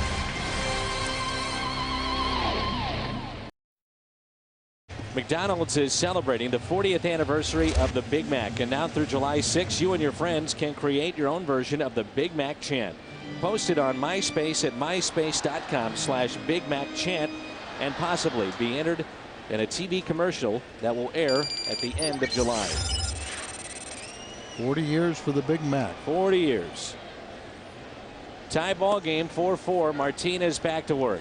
And before you were born, I can remember when Big Mac shakes and fries at McDonald's were 12 cents. Everything was 12 cents on the menu. Now, isn't that something? 12 cents for a Big Mac. The shake. Well, they didn't have the Big Mac yet, but it was their burger. Well, you just told me it was a Big Mac. Well, I'm clarifying now that because I'm thinking. So is it a double cheeseburger or is it a cheeseburger? It was a cheeseburger. Was it a Happy Meal? No, they didn't have Happy Meals now. They just had the cheeseburger. Here's Pedro, and he's got it. I remember 10 years ago when North Star, I'm going to read this promo out. Hang with me. Join North Star and the St. Louis Cardinals 2 hours before every Sunday home game for Ice Cream Sundays. Enjoy a free North Star frozen treat. Spin a wheel for prizes. Dance with Norton. He's the North Star Penguin. And you can enjoy North Star ice cream all season long right here at Busch Stadium. So remember gas prices in the teens. Now that definitely has changed. Gas wars, and you get all of a sudden you get 18, 19 cents a gallon. Here's the 0-1 to Joel Pinheiro. Let's see if Pedro Martinez can't get settled in here for the Mets. They've given him a new life. He's retired 6 in a row. Drops down and goodbye. He has struck out 4. 2 away. That's the thing. If you're Tony La Russa, you look back at this game, at least right now, and you're saying, we have Pedro Martinez on the ropes. I understand he's been struggling, but a 4-run lead, you got to try to put him and this team away. Well, Dan, we've also seen many times where this Cardinal team will get out to a lead and then, I'd say, go to sleep, but don't have the same intensity in their at-bats. And all of a sudden that starter starts cruising a little bit, allows his offense to come back and make a game of it.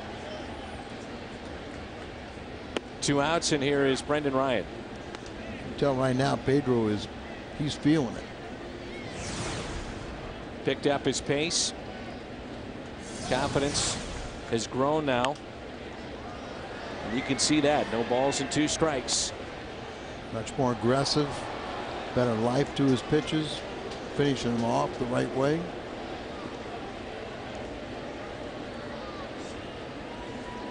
There's the 0-2.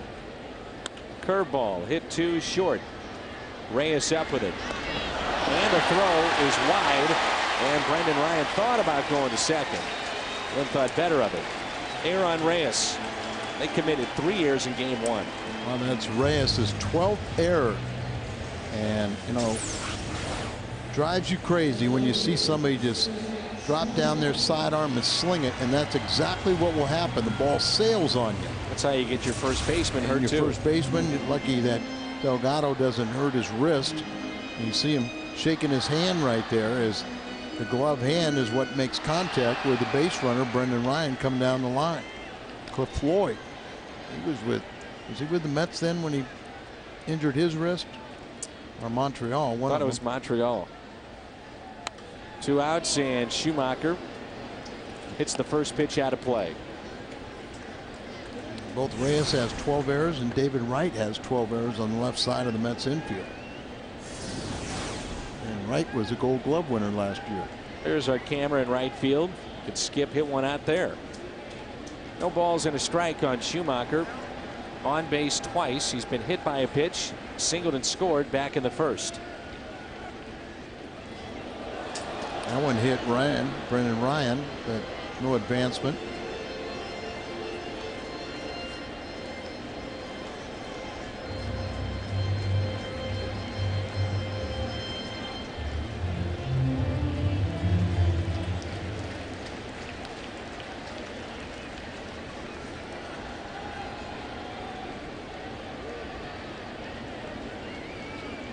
Short lead at first by Ryan.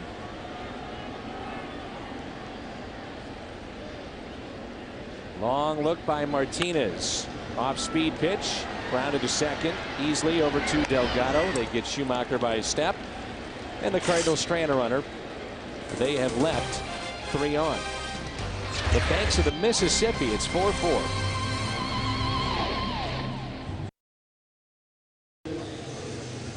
Four game, and Cardinals baseball on FSM Midwest is brought to you by Southwest Airlines. Move to the top of the 5th. Ryan Church, Carlos Delgado, and Damian Easley against Joel Pinheiro. First pitch is grounded foul. Church is 1 for 2 with a strikeout and a single.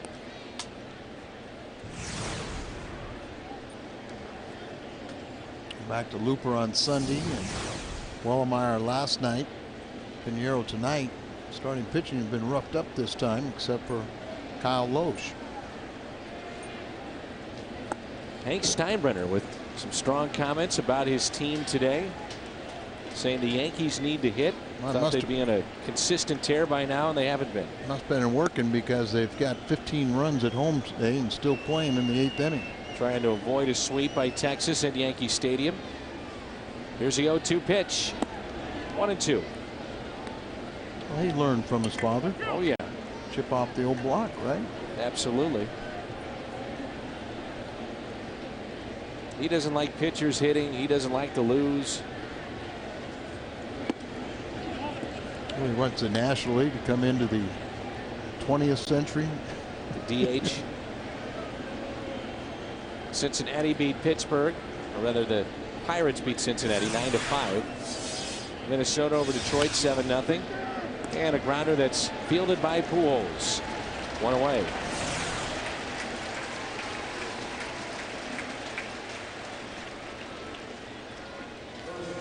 Cardinal fans, our series spotlighting Cardinals top 10 moments continues. This week we count down the top 10 Cardinal moments of the 80s. See what makes our #1 spot Friday at 5:30 prior to the Cubs and the Cardinals. Tom Lawless's home run. Bruce Sutter, the strikeout in '82.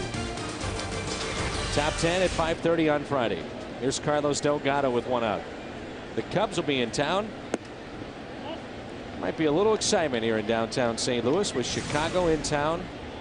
Possible battle for first place in the Central. The Cardinals at the start of play tonight, 2.5 games out. And the Cubs run away in the first inning out at San Francisco. No score. Tampa Bay leads Boston at 7-4. That's in the top of the 8th. Amazing that Tampa Bay could sweep the Red Sox.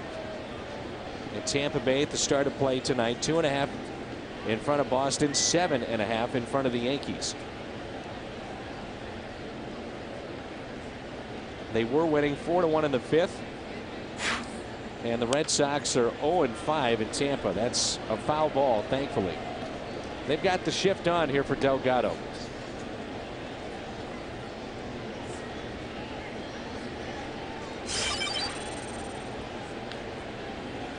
Total pitches at 84 for Pinheiro.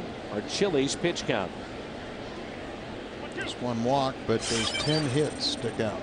I know in visiting with their manager in Tampa Bay, Mr. Madden, you felt that he was probably the right guy for the job. Energetic, mix of youth and veterans, and talking with people around that organization, they love the job that he's done, and why not? He's really got things going this season with the Rays. Good solid baseball man, and you see the fourth strikeout just down and away, and powers it past Delgado. Delgado. Fourth strikeout for Pinheiro, and it brings in Damian Easley. Couple of home runs, 17 RBIs on the season. 2 for 2 tonight. First pitch to him. Ripped down the left field line. That's Trumbull. 2 hops and off the wall, and Easley is 3 for 3 on the night. Pair of singles, a double, and 2 RBIs already for Easley. We're only in the 5th. Here's our Hardy's prime cut of the game. Just like a much bigger man, as that ball just rifled down in the left field corner for his first extra base hit. And as you say, 3 for 3 with an RBI tonight. Having some fun here at the ballpark. Situated in right field. Go ahead run at second base. Brian Schneider will be the hitter.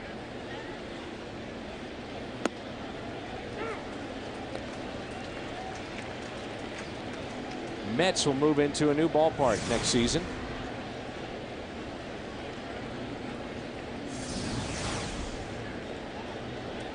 Will the Rats go with them from Shea? It's right across the street. A million lines I could say, but stay away from it. Nothing in 2. Two-legged, four-legged. Yankees, their new ballpark, Shea Stadium, is done.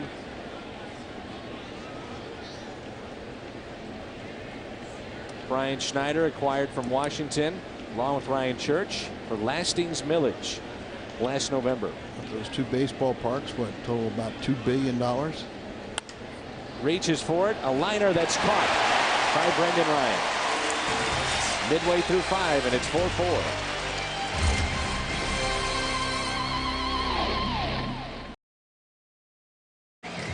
There's a look at more strikeouts than innings. Minimum of 2,000 strikeouts. Nolan Ryan, Randy Johnson, who is 0-6 in his last 6 starts. Then Pedro Martinez on that list, and Sandy Koufax as well. Leads us to our Aflac trivia question. Who is the only pitcher in Cardinals history with more than 100 innings to record more than those strikeouts than innings pitched in his career? Aflac! And the answer is Rick Ankiel. How about that? 269 and 242 innings. As Tony La Russa will tell you, back in 2000, without Rick Ankiel, Cardinals don't make it a postseason play. He was arguably their best starter going into the playoffs. Well, he was, and that's why he got the first game assignment. The last 6 weeks, Rick was the best pitcher, and you had, Darryl Kyle and but Morris on that staff.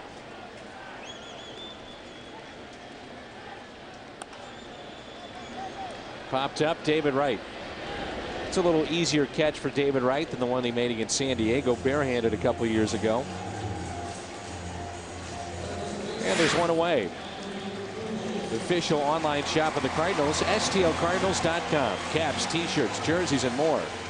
Shop today at STLCardinals.com. Son Kyle McClellan is warming up in the Cardinal bullpen. Pinheiro's only thrown 89 pitches, but he has allowed 4 runs and 11 hits. There you see Kyle. Pujols looks at a strike on the outside corner.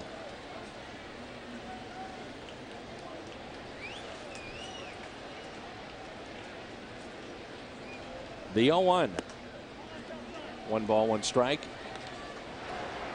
Look at our camera behind the bullpen as Kyle McClellan is getting loose, and you see some of the movement of his pitches with that camera angle. Time called as Pujols calls it.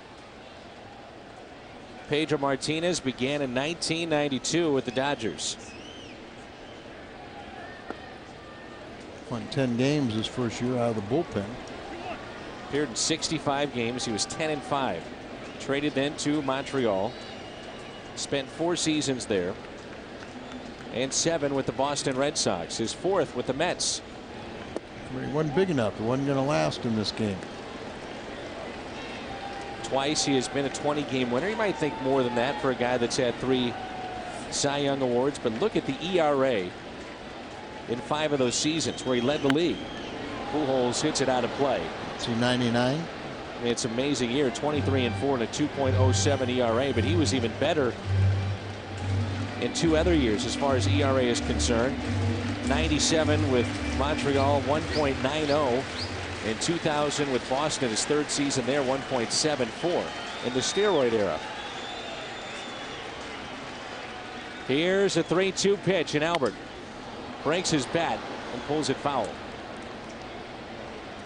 A lot of broken bats tonight as pitcher's been sawing off guys inside or hitting the ball out on the end of the bat. Mentioned that if Pujols hits a home run tonight or within the next 3 days, he'll be the 5th youngest to do so, to get to 300, just edging out Mel Ott.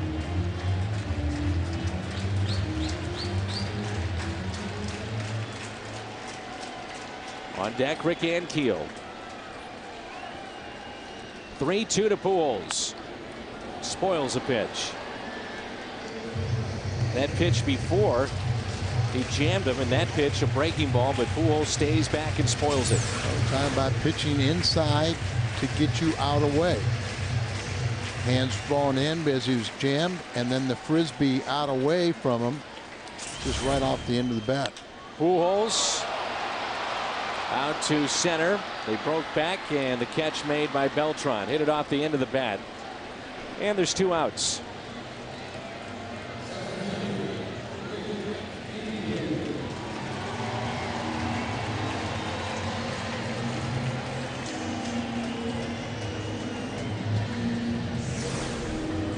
Ankiel with an RBI back in the 1st inning.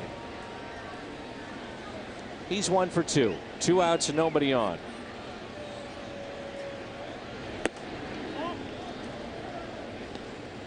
Talking with Rick Hummel the other day, and he might be the only guy that thought Rick Ankiel would, at the time, even when he was pitching, could be an everyday player. Not many people thought about it when he was pitching as well as he was pitching in that 1st season, his rookie year. There's no reason to think of him exactly being a position player because it looked like his career was so promising being on the mound. Here's a 1-1. Ankiel out to deep right field. He has broke the tie. 5-4 Cardinals. Another home run, number 17 for Rick Ankiel.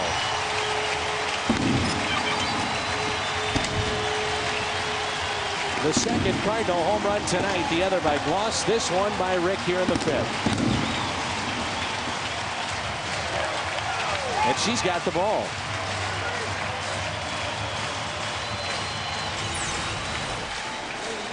No doubt about this. Missed location, out away from him, got it on the sweet part of the bat. One gentleman got the brunt of it, but she caught the ball. So 2 outs, and here is Troy Gloss.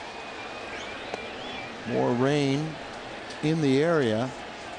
So good the Cardinals take a lead. They have a lead for Pinheiro. And make this an official game. Pinheiro has not won a game since April 29th. There it is.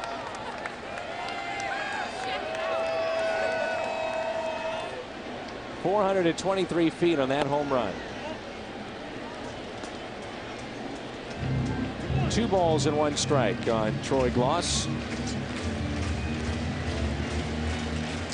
Michelle Roush with that souvenir. 2 home runs allowed by Pedro in this game, 6 on the season. Time called. 2 balls, 1 strike.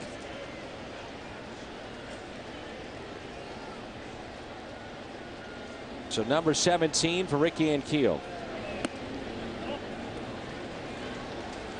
talked about a few weeks ago how he had to make adjustments, and there's no doubt he's made those.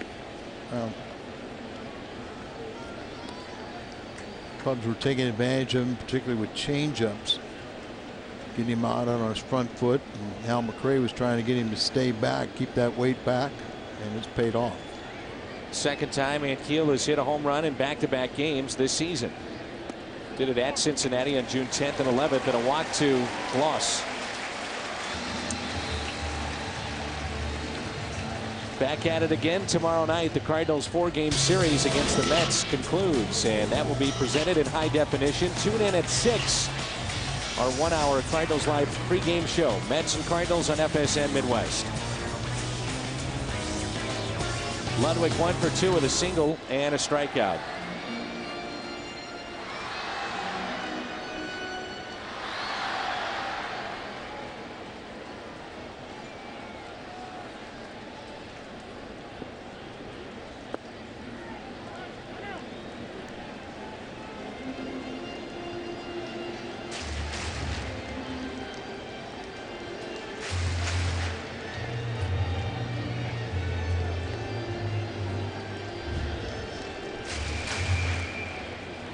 Pitches in the inning, and this will be overall pitch number 87 coming.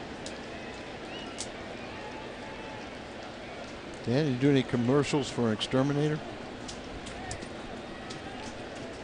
Here's a 1-0 pitch to Ludwig. Takes a breaking ball and a strike. You can still vote tonight for the All-Star game for about another couple hours. You see the most RBIs as an outfielder in the major leagues this season, and Ludwig is at 56. Josh Hamilton has had a remarkable year. Broken bat and a single. Loss will stop at second. First and second with 2 outs. Second hit for Ludwig tonight, and you see that this mental rest has paid off for him. There's been a ton of broken bat tonight. Barrels flying all over the place.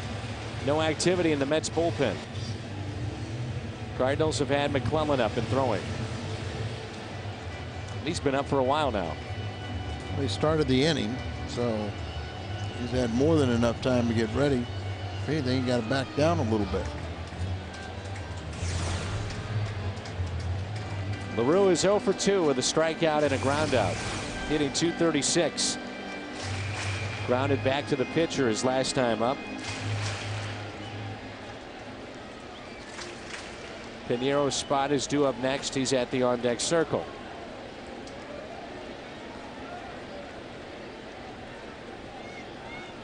So Ludwig hit .309 in April, .333 in May. A rough month of June. He hit just .228. And the first couple of days, he's hitting .500 here in July.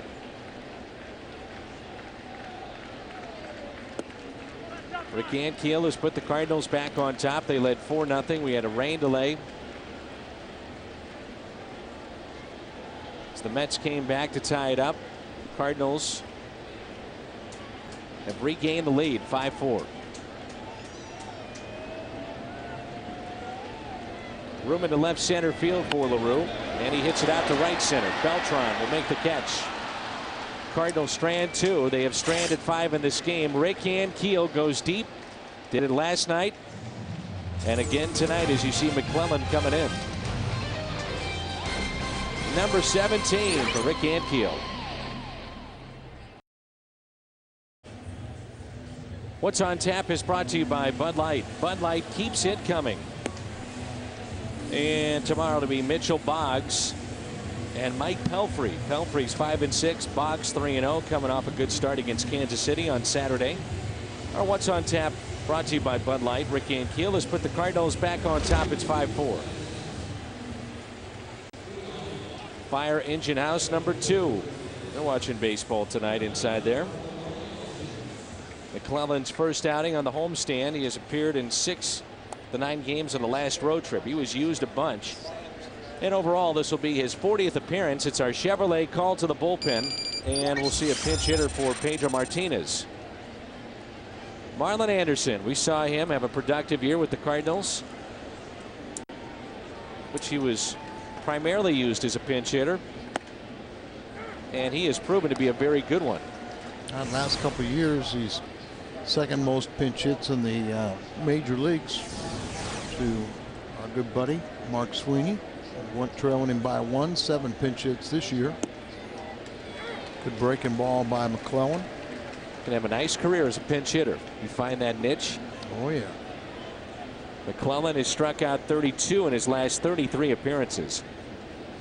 Here's the 0-2. Rick Ankiel was telling me, I've still got my curveball, but McClellan tells me I've got the best. That he himself, McClellan, has the best. So those two have talked about it. Rick Ankiel occasionally will snap one off. There's a broken bat. Another one tonight.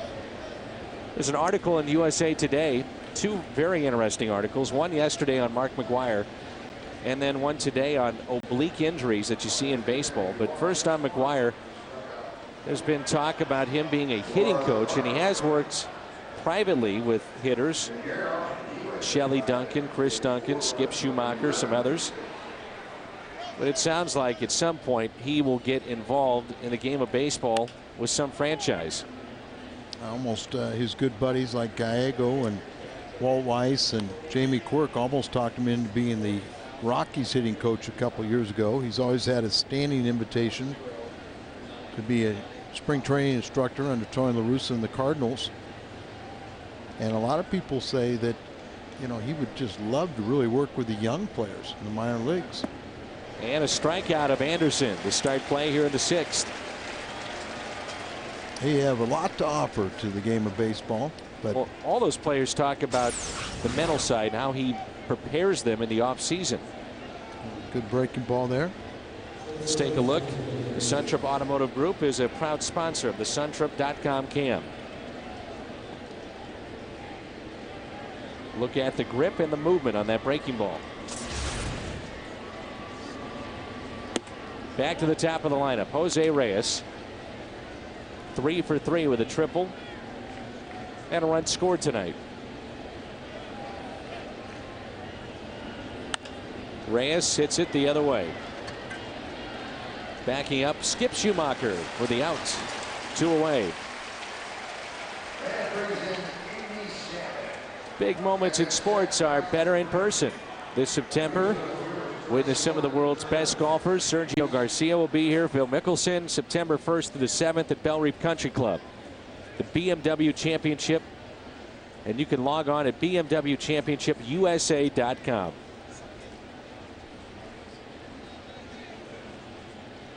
Andy Chavez with 2 outs and nobody on. Room into left center field. But the other article that was in USA Today talked about the oblique muscle, which has become a common injury, the strained oblique in sports and certainly in baseball. Albert Pujols had that a couple of years ago. The 0-1 pitch. In the air, right center. Backing up Rick Ankiel. McClellan sets him down. 1-2-3. Kyle McClellan, how does he get to the bullpen? In style. 5-4 midway through 6.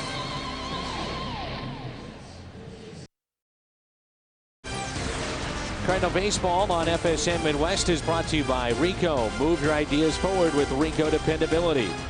By your local St. Louis Jeep dealers. And by Jack in the Box. We don't make it until you order it.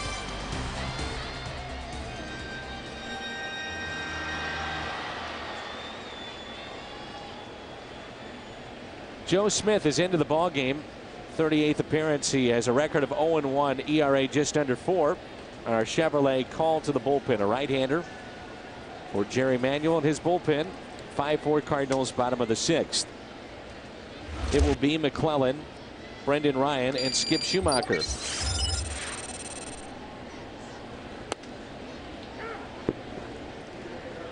A young Rick Ankiel.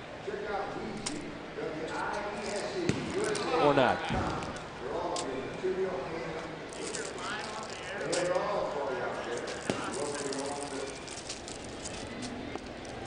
Ken, did you get hungry or something? It's your buddy up here, huh? 1 ball, 1 strike on Kyle McClellan,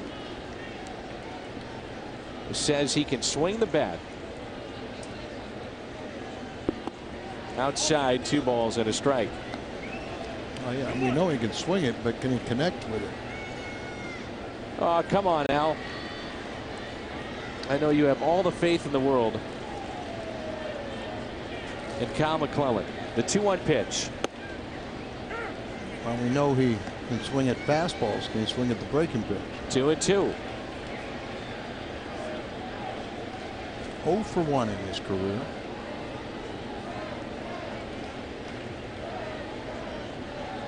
And he looks at a called third strike.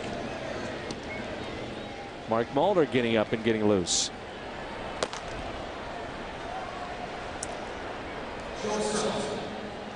His outing the other night, one of the nice stories of this season.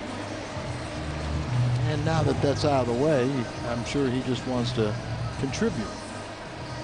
And it makes perfect sense with Randy Flores being on the disabled list, especially against an organization like the Mets with so many left-handed bats that you need a second left-hander in that bullpen.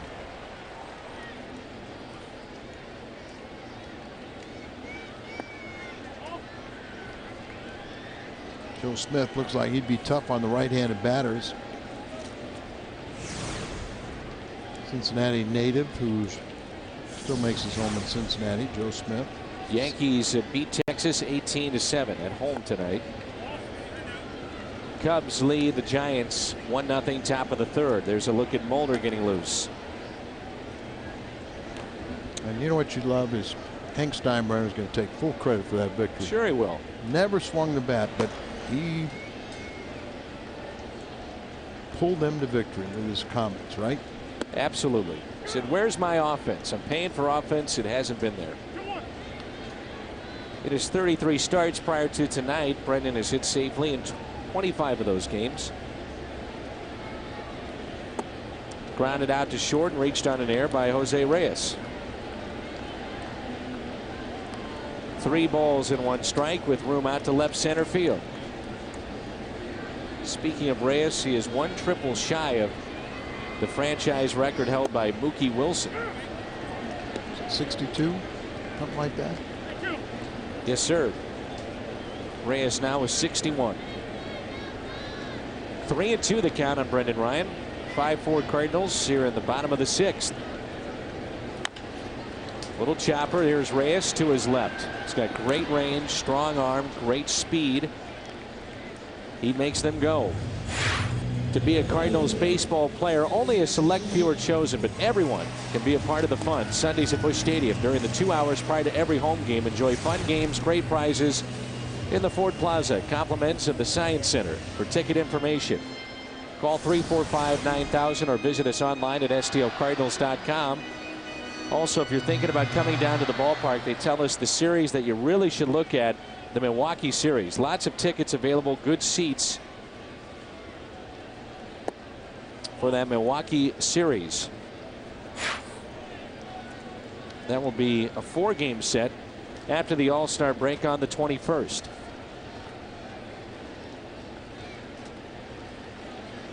One-0 pitch to Skip Schumacher. Pulled fair off the glove of Delgado. Into the corner it goes. Skip is on his way to second. Misplayed in right, on his way to third. A 2-out triple for the Cardinal leadoff man. On base for the 3rd time. Second hit. He was also hit by a pitch, and we'll see if they give it a straight triple or a double and an error by the right fielder. Hits an inside pitch. Delgado makes an effort for it, but it gets down underneath his glove, down into the corner. Suntrip.com Cam. Brought to you by the Suntrip Automotive Group. Church gives chase down there, but in the corner, got away from him, and that allowed Skip to go to third. So far, I guess it's straight triple. So now they have 14 triples on the season. That's one more than they had all last year, which was a franchise low. Just made it official that it is a triple. That tails into Miles.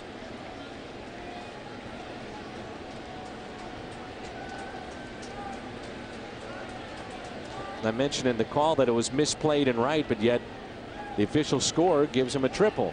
The 0-1 pitch. Miles to third. Over to Delgado. We head to the 7th, and it's 5-4 Cardinals.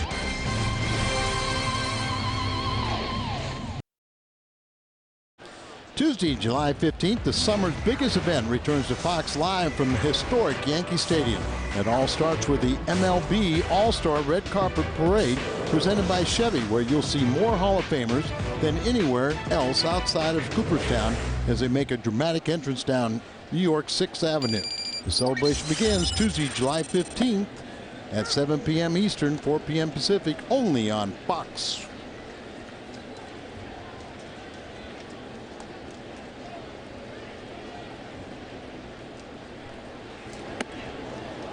Jumping in, Tom Williams. T-Dub is a legend. Well, we won't say in his own mind, but he's been around a long time in this television business, helping us bring Cardinal baseball and so many other events to Bud Sports. Kyle McClellan in his second inning work. It was a 1-2-3 first inning. Facing David Wright, who's 2 for 3. Pair of singles. Slider. David hit his 16th home run last night. Kind of put a capper on the win for the Mets. We're 1 game under 500. Hard to believe.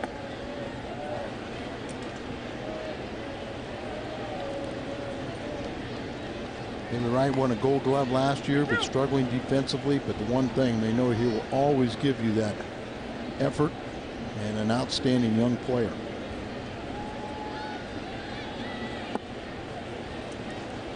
And that's the last thing that Tony La Russa and Kyle McClellan want to do here is walk the tying run. So that's how we start playing the 7th. Six Flags Day at Busch Stadium. Join us at the park on Thursday, July 3rd. The Cardinals play the Mets.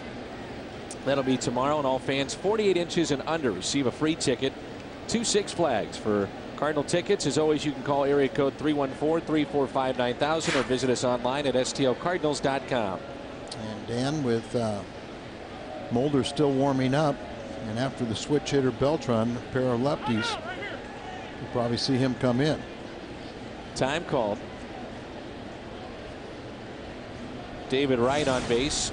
Third time tonight. He had a big night in game 2.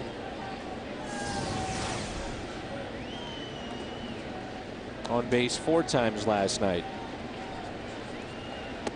And that pitch is a strike.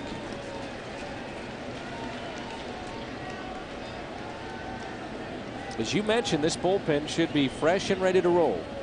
No issues. Well, for tonight, but 3 of the last 4 games by starters, have not gone deep into games. A couple 5-inning stints. Thing I noticed about the ball game tonight, Martinez certainly had a rough first inning, but he can dial it up a notch or two. He's still got something left in the tank. He looked pretty good. He got better. Yes, he did. He got better and looked like glimpses of his old self. Check on the runner at first, David Wright. You have to keep an eye on him. He can steal a base. Tampa Bay defeats Boston 7-6. Amazing. So they sweep the Red Sox. They're 3.5 games ahead of the Red Sox. Yankees stay 7.5 back. Popped up left side, and that's out of play. Cubbies have taken a 1-run lead, 1-0 early in the out in San Francisco against the Giants. Giants are batting in the 3rd.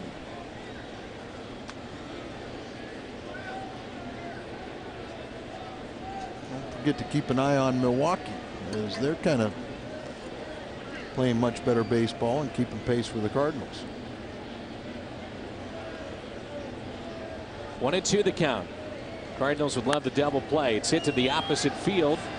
Down the left field line. It's slicing and foul. The Red Sox are now 0-6 at Tampa Bay in 2008. Geico quote from Troy Gloss. You're not always going to be perfect, but I always try to be. If making an error doesn't make you mad, what's the point? Why put all the work in? Well put. Or a Geico quote. I agree with that.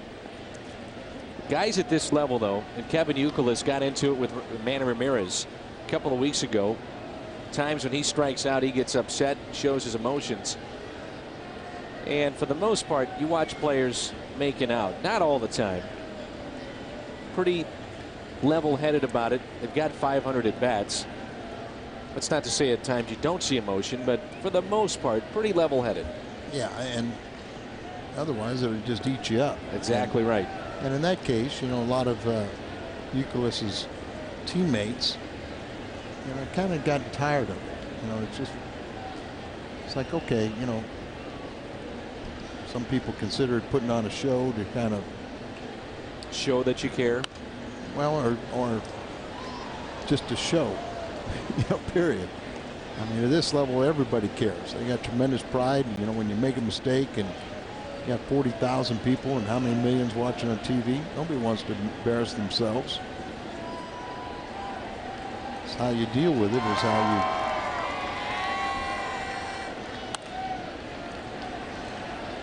How to play again. Sometimes, and I'll admit, you know, I like to see a guy show a little emotion. You know, you don't want to see him to be so passe when things are not going well, but there's a fine line.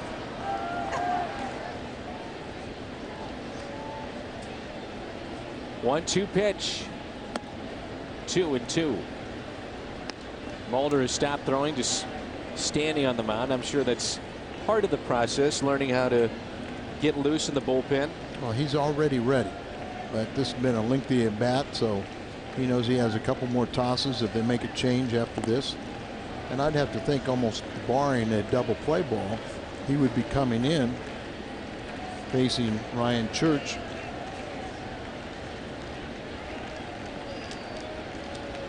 McClellan has been pretty good against lefties this year. Now it's a big pitch in this game. 3-2 with Beltran up. That's one of those things, though, Dan. If you're going to get a lefty up, you got to use it.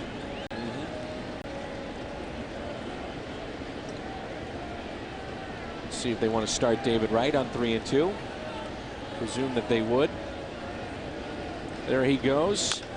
Foul ball.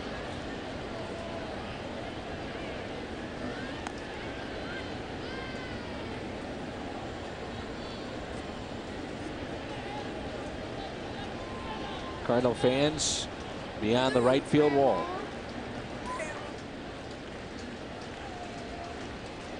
Three and 2 on Beltran.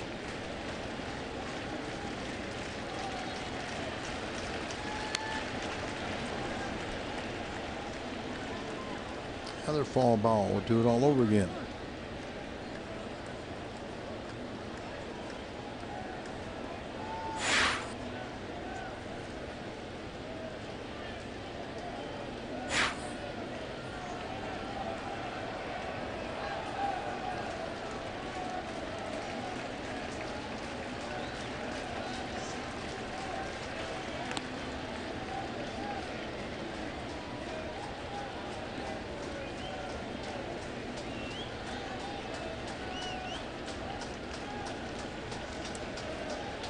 Beltran has been a Cardinal killer in postseason, but been mortal during the regular season. The 3-2 pitch. Runner goes again. Popped up. Big out here. Who wants it? Pujols will take it for the out. Boy, that's a big one.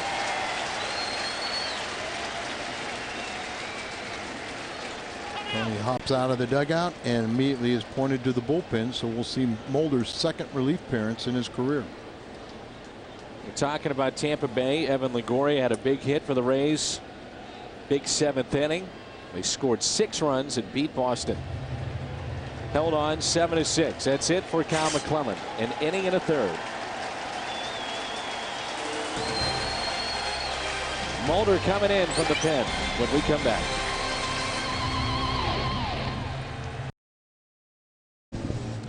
There's a look at Mark Mulder getting loose. Another nice round of applause as he came in from the bullpen for the Cardinals tonight. 30-year-old left-hander. Numbers on Monday against the Mets. Inning pitch, 2 hits and a strikeout. So Mulder gets Ryan Church, who is 1 for 3 on the night. Missed 216 games over the last 2 seasons, having 2 shoulder operations. Battled back. Things didn't go well in rehab, but decided to put him in the bullpen and see what happens. And he could really help this team in that area. Sling it over to Pujols. A check on David Wright. When Mulder was right, he was one of the fastest workers in baseball. Didn't walk many. Tons of strikes and lots of ground balls. I was just thinking, you take a ground ball right now and get out of this inning with a double play. Off speed pitch and a strike. His addition, second half of the season, could be huge. I think that he's just going to gain a lot of confidence. As I said, 202 career starts in the major leagues. The only time he's ever pitched in relief was at an all-star game. He pitched a couple scoreless innings. Here's the 0-1. Just missed on the outside corner.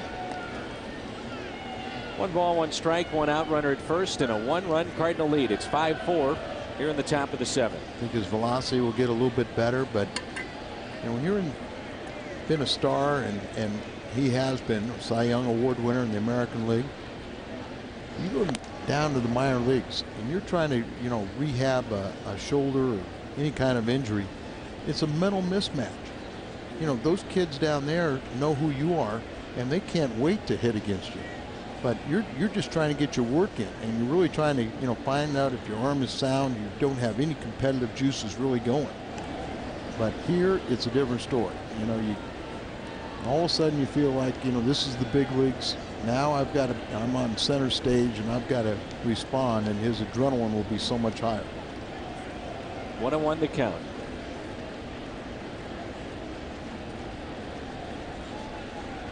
Off speed pitch, misses outside, 2-1. Gave up 2 hits in that inning the other night, and both were not hit hard, and one can make a case could have been caught by Duncan out left. And the other one was, you know, I'm not too sure, both of them didn't break bats, but the other one was just a clunker off the end of the bat into right. Here's a 2-1 pitch. 3-1. Carlos Delgado on deck.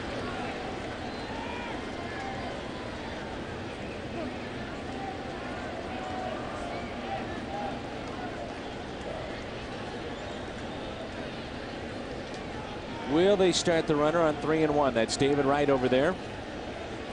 He's not running. Little floater out to left and a base hit.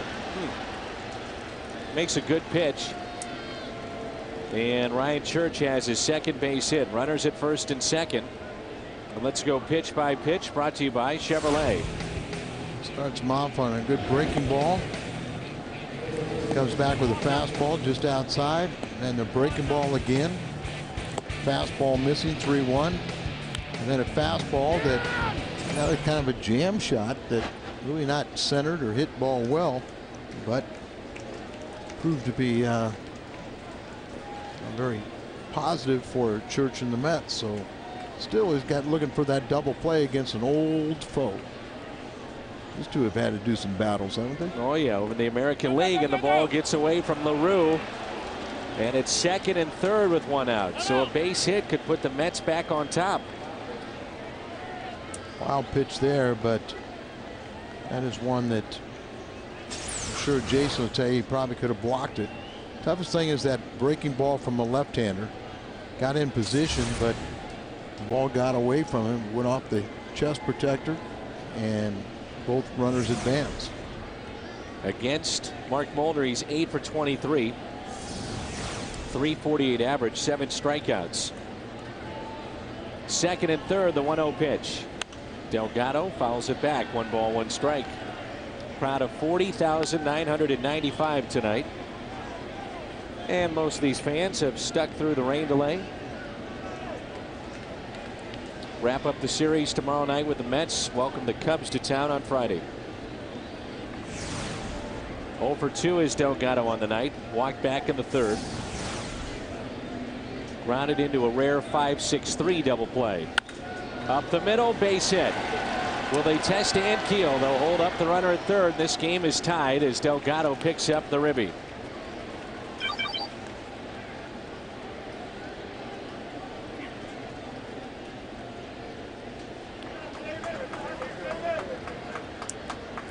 2 base hits off of Mulder, and this one was smoked. That's ball right up the middle. It's a tie game, and now you've got to keep them from scoring. Still got the double play in order.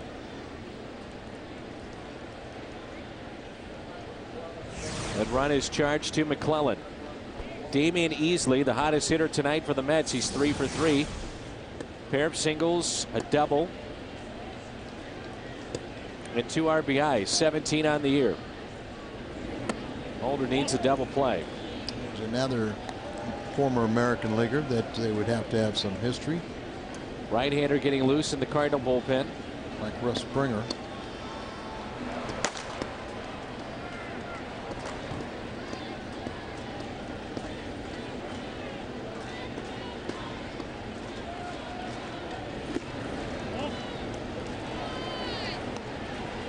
Change up there.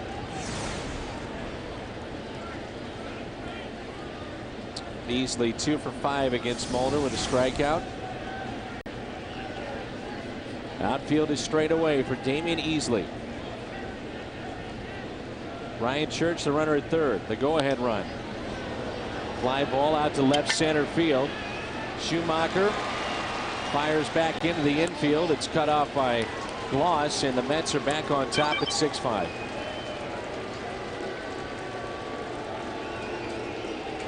Easley with 3 RBIs tonight.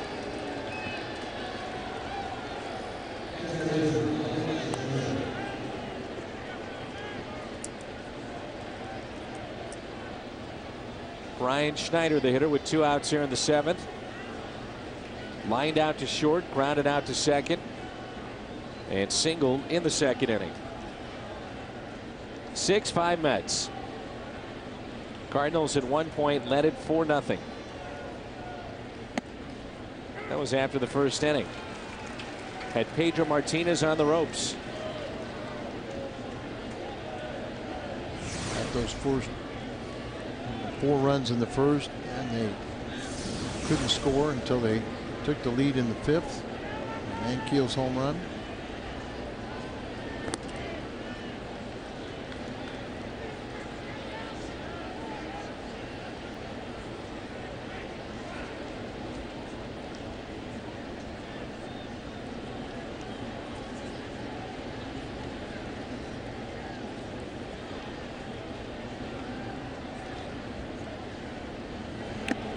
And he hit him.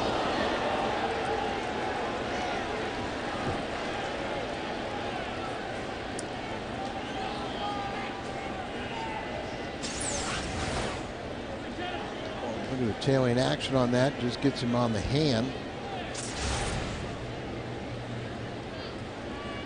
And I'm sure Tony La Russa is just hoping that he gets his final out of the inning. Really doesn't want to go out there and get him.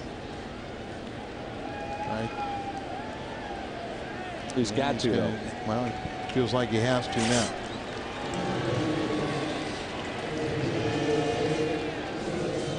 So we'll tell you about the change when we come back. Mets lead it at 6-5.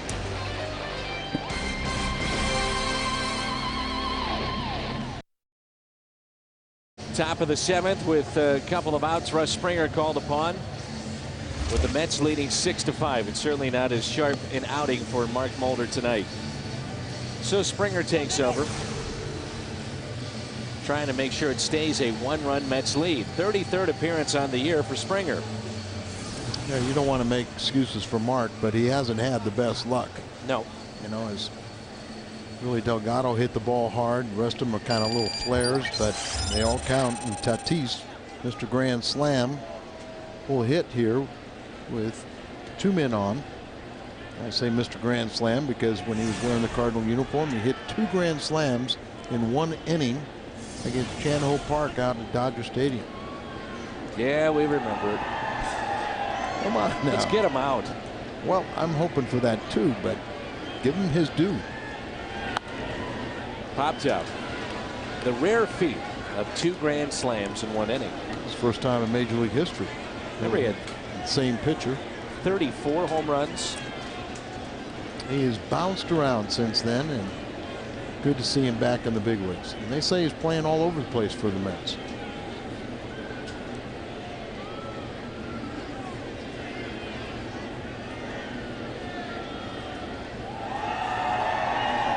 Here's the 0-1 pitch. Breaking ball, and it misses low and away. 1-1.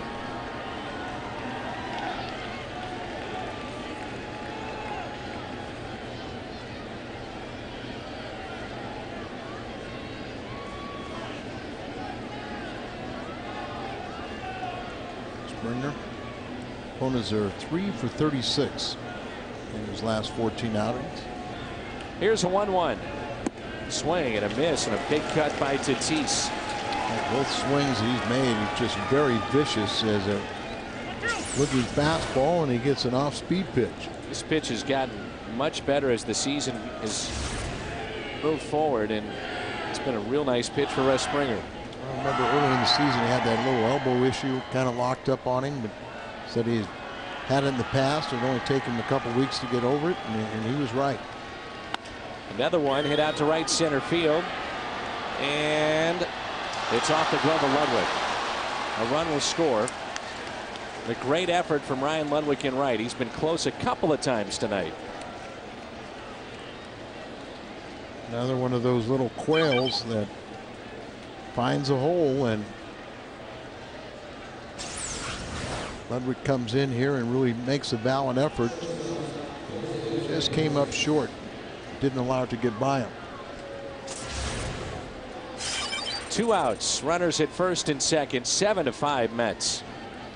14 hits again. Article in today's Post-Dispatch talking about the Cardinals and their play at home, and for whatever reason the Cardinals have really played inspired baseball on the road, but at times it's been sluggish here at home. Well, they have 48 wins, but 24 on the road and 24 at home. Still have a home record of 24-18. Come on, Jason.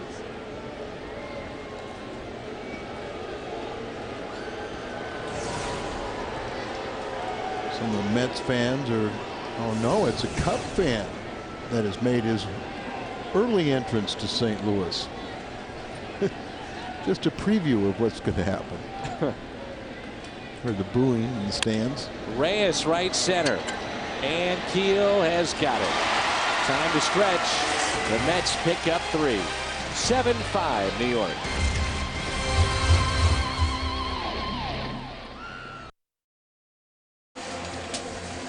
Cardinals trail by the score of 7-5.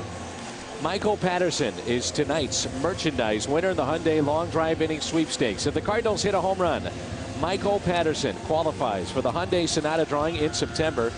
To register, visit a St. Louis area Hyundai dealer.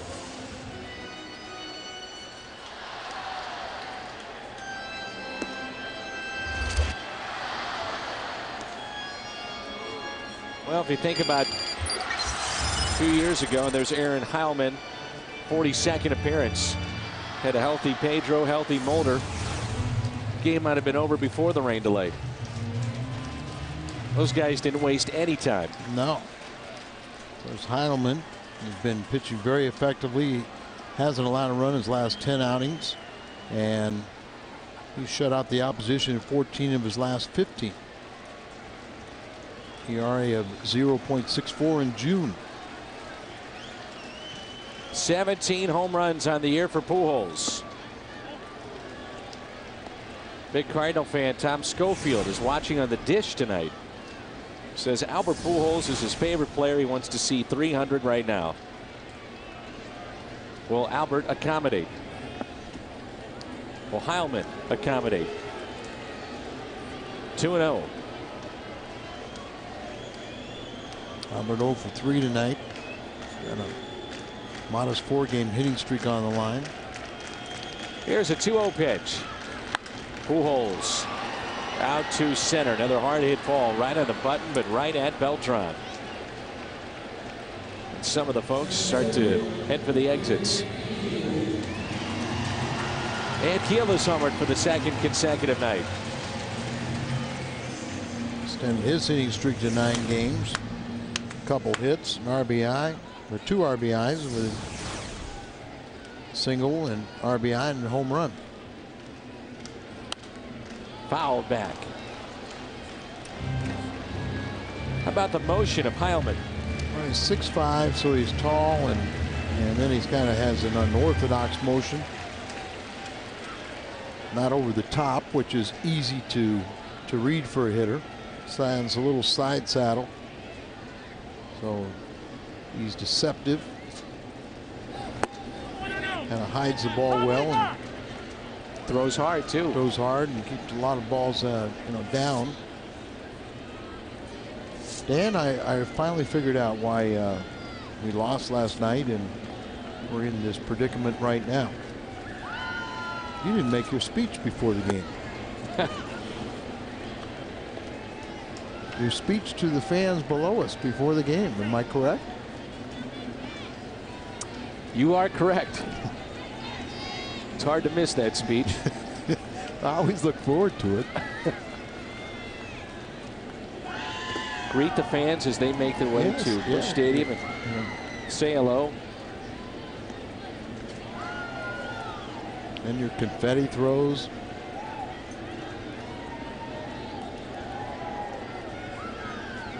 Kind of like Caesar throwing out to, out to everyone, throwing money. 2-2. Just missed.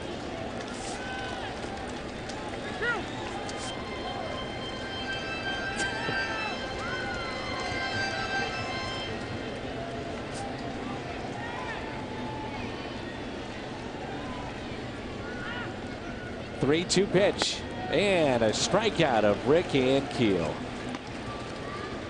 2 away. This copyrighted telecast is presented by the authority of the St. Louis Cardinals. It may not be reproduced or retransmitted in any form, and the accounts and descriptions of the game may not be disseminated without the express written consent of the St. Louis Cardinals. That's the disclaimer. Here's Troy Glaus, who has hit a 3-run homer tonight.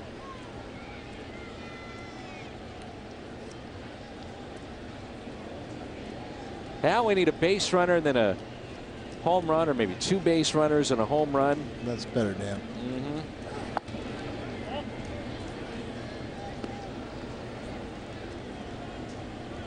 As you always say, you will stay all night for a Cardinal win. Even on these hot, muggy nights.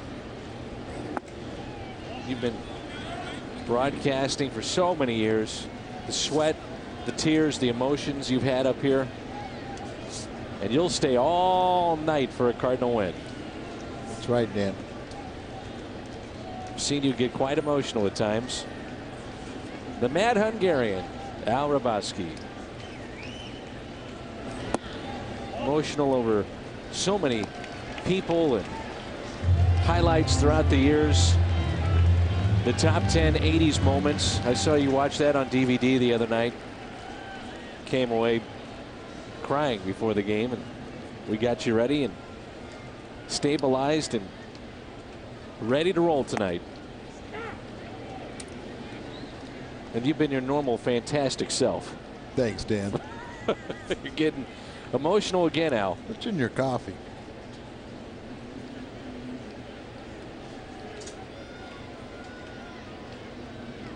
The 3-1 to Troy Glaus.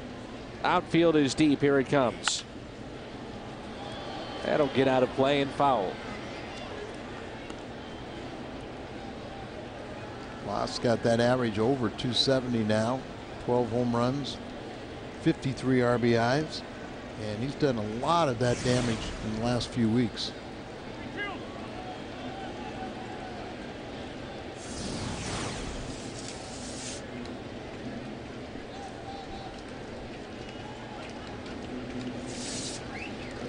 (3-2).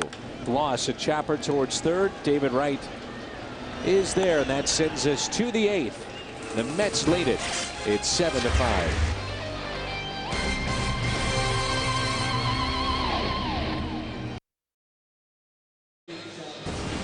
Time for a game recap. Even without Brian McCann, we're able to do it. Brought to you by Jack in the Box. Cardinals trail 7-5. Mets with 14 hits. Cardinals with 8. And you know, I'll stick around all day as it's raining again. It's starting to rain, you're right. That's no problem now. Chris Perez takes over here in the 8th inning. His last worked on Sunday. He was the winner in that game, but really struggled. Not so much that. But one inning, the third, couple hits, a run. He walked 3 and allowed a run on 1 hit on June 22nd in Boston for a blow save, and he's allowed runs in 4 of his last 5 outings. 6 earned runs in 7 innings.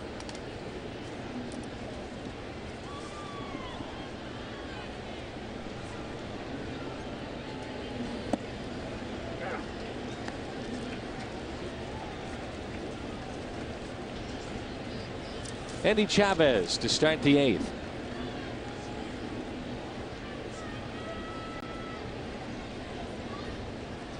Troy Gloss in over at third. Pitch from Perez is grounded to second. Handled by Miles over to Albert Pujols, and that's how we start play in the 8th. Hey Dan, you know, for 50 years they've had the annual Navy Cardinal Company. They're going to do that again on August the 7th here at Busch Stadium. It's a Thursday afternoon game, but St. Louis Cardinals, in concert with the Navy Recruiting District of St. Louis, are proud to sponsor the nation's longest running special enlistment company. And if you're a Navy Cardinal Company alumni, they'd like you to partake in the day's events. So call the Navy Recruiting District at 1-800-777-NAVY. Here's David Wright. About 50 years doing that. That's Cardinals great. Navy Company.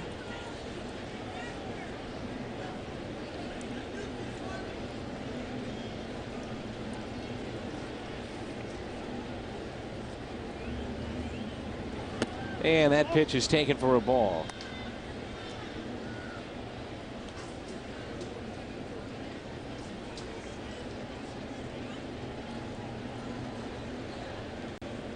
Two balls and no strikes on David Wright as we play here in the top of the 8th. Perez with that hard fastball. He's talking with the Cardinal catchers. They say it's a heavy ball. And pretty good movement on the fastball as well. You ever play catch for the guy that has a heavy ball? Absolutely. And it hurts. It does. It feels like you're playing catch for the guy that instead of throwing a baseball is throwing a shot put. Uh-oh. And Keel is back. He's back. He's back. And it's off the wall. David Wright to second. On his way to third. Throw into third is not in time. Off the top of the wall. It's a 1-out triple for David Wright. A fine line of playing center field and kind of making the judgment whether you go up against the wall or lay back and get the carom. See, once he got so close to the wall, it took too long for him to recover and get back. So it's just part of the nuances of playing in every stadium and getting to know things and reading off the bat a little better.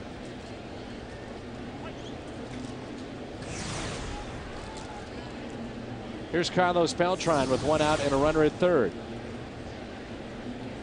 Infield is drawn in, and that pitch is taken low for ball 1.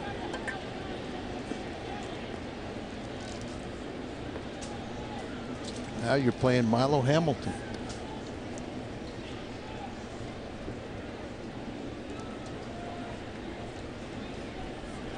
And a swing and a miss. 1 ball, 1 strike.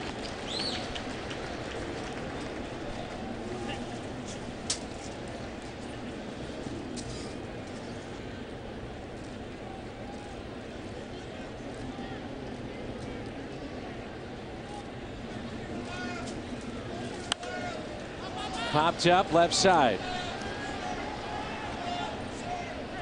And it's out of play.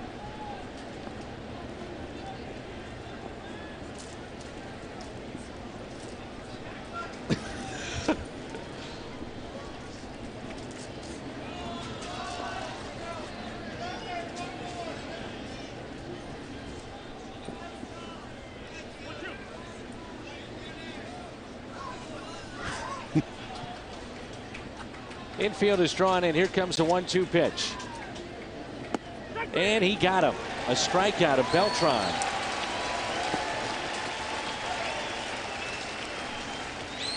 Big out there, 2 away. Got that power fastball and right down the middle. Actually, LaRue was set up a little bit inside. It was more to the outfield side, but fooled a good hitter. And let's see if Perez can't strand that runner at third base. Making friends here at the ballpark, Cal. That's what it's all about. Dan. I mean, if they still have time to vote you into the All-Star game. It's still available, yes. Another 15 minutes or so. Oh. Did you know you could vote up to 25 times for your favorite All-Star? 25 times up until 11 p.m. Central Time tonight. That's right. And Dan has thrown chairs, telephones, all kinds of food. Tim Garcia's half-eaten apple. Souvenir. That's what it is. Anytime you get a Tim Garcia apple like that. A triple, but left standing at third is right, and it's 7-5.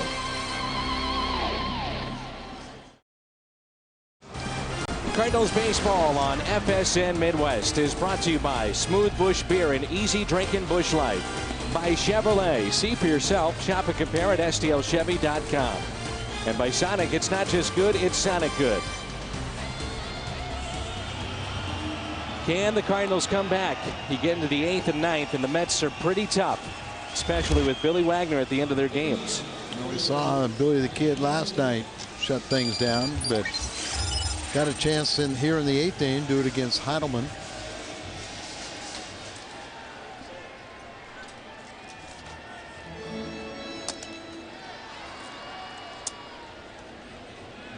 And time is called as they wait for somebody to come in from the bullpen for the Cardinals.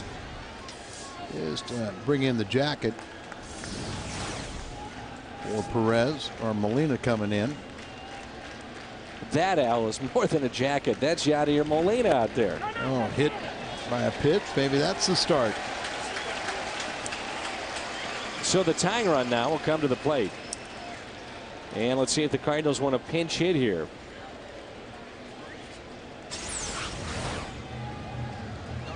Trying to stride in that pitch and then runs in on him and just gets him on the hand. Chris Duncan is going to pinch hit here for LaRue, so that's why Molina came. This would be the perfect time for number 6. Get it out of here and tie it up. And he's going to have to do it against the left-hander, so you might see Feliciano is warming up with a counter with Molina. You got to use him anyway. Or do you let Duncan face the left-hander? Well, we'll figure it out when we come back. Looks like a lefty coming in. 7-5 New York. Bottom of the 8th, and Feliciano is on. It's 7-5. Chris Muskoff, who helps us in the booth, and yes, his kids are on television. Now his phone is going to ring off the hook. A couple cuties right there. And Chris has been with us last year and again this year. Good shot. Chris does a nice job helping us out. Really appreciate his work. All right, Duncan represents the tying run. And he hits it out to deep right field at the track at the wall, and we're tied. 7-7. Duncan off the bench. A 2-run homer. His 6th of the year.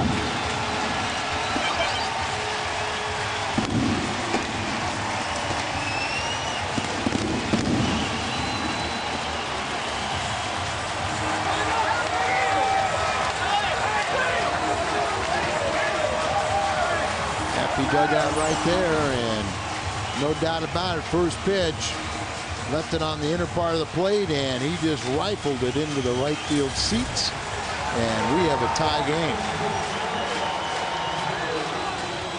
Well, how good does that feel for Chris Duncan? Feels pretty good, as well as everybody that's still in attendance here is pretty happy about that blow. They want to see a curtain call, and that's good. See, he's been there.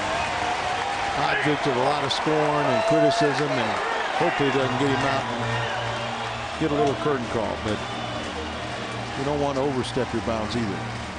And now Molina will dig in. Brand new game. We're tied up at 7-all.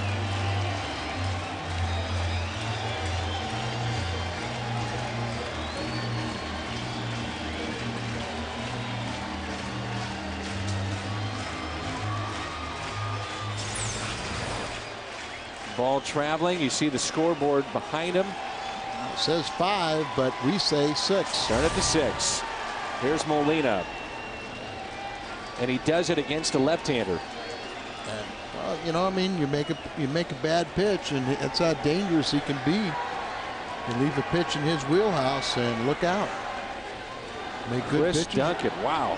Got a chance to hurt him, but good to see that's 2 home runs on the homestand. The crowd all of a sudden has come alive. Strike 2 on Molina.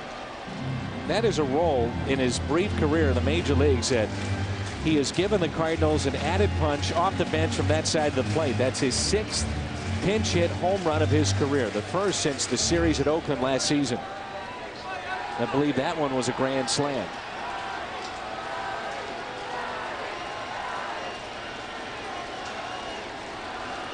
Oh, 2 on Molina. Nobody out here in the Cardinals half of the 8th. 7-7.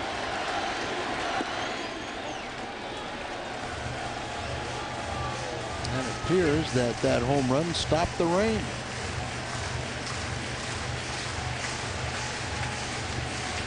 But for how long? Cubs leading their game 3-0, top of the 6th. Here's a 1-2. 2-2.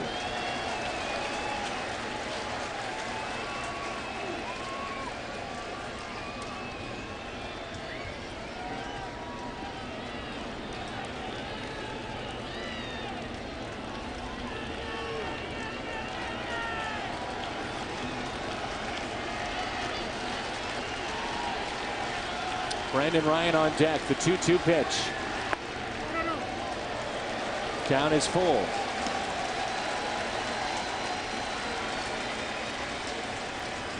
Last home run for Molina was in Boston. Ryan Franklin warming up for the Cardinals. Right-hander in the bullpen for the Mets.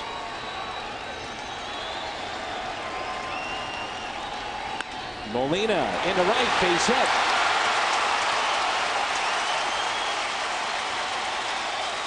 Go-ahead run is on.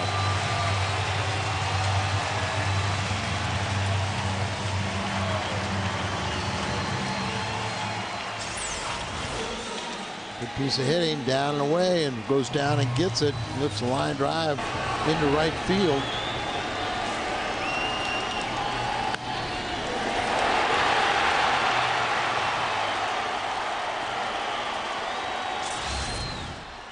Edmonds has hit a 2-run homer, by the way, for the Chicago Cubs. Cardinals trailing after 7 innings are 2-23. So they've tied it up now. Trailing after 8 innings, they're 0-30.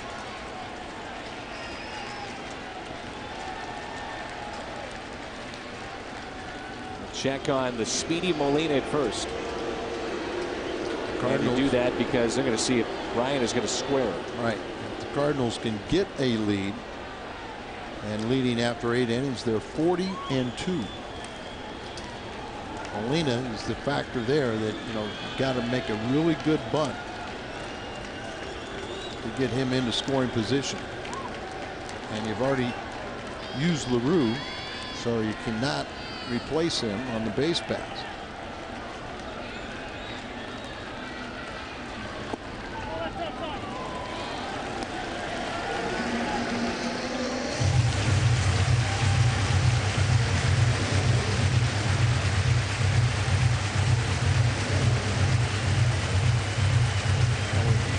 Delgado holding on. Molina over there. Feliciano, you know, probably do a lot of his sequence will be away, so he can get a ball. He's going to come in on this delivery, but throws it away. Like to see Brennan Be a little more disciplined and not be so anxious and hit a ball to the right side. Of course, there's a big gap out in the left center.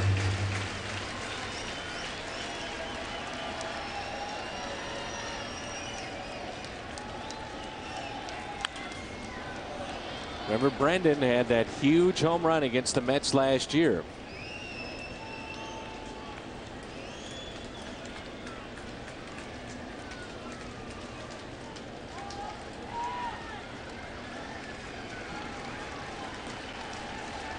Brendan only 1 for 11 in this series.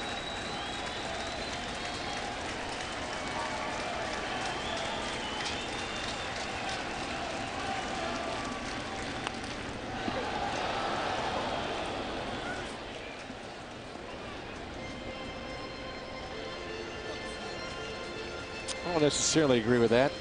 No, I'm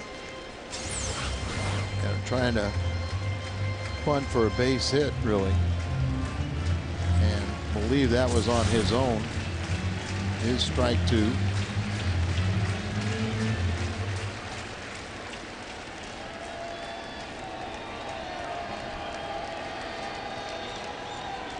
Against this lefties this year, Brendan Ryan is hitting .351. 2-2. Misses down and in. Schumacher on deck.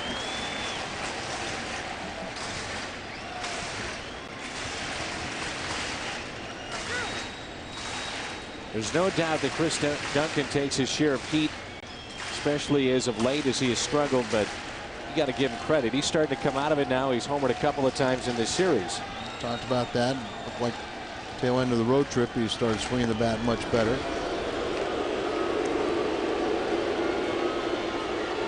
In my mind, Brendan Ryan swings and misses too much to start the runner.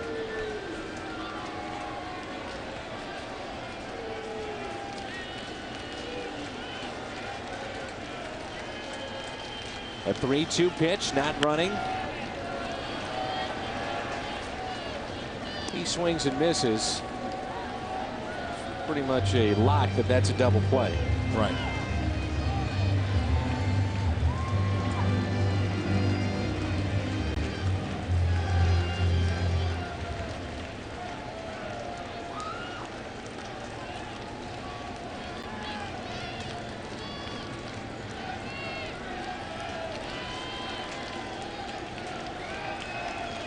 A 3-2. And a sliding attempt. Great effort from Ryan Church. He almost came up with that. Thought there was no way when he went after that ball, and yet he made it look like it was pretty close. Dealing with the stands and really didn't let that bother him too much. Cardinal fans helping him out a little bit, but that was a good, nice effort. The Cardinals would come back to win this game. It would be just the 3rd win for the Redbirds this season when trailing after 7. A 3-2 pitch. A bouncer slowly hit. Tough to turn 2. They won't be able to. They'll get the lead runner, and that's the first out. The Cardinals half of the 8th. Knowing the foot speed of Molina, easily was very rarely will you ever see a slowly hit ball like that where they don't go to first, but they played it right. They got the lead runner at second.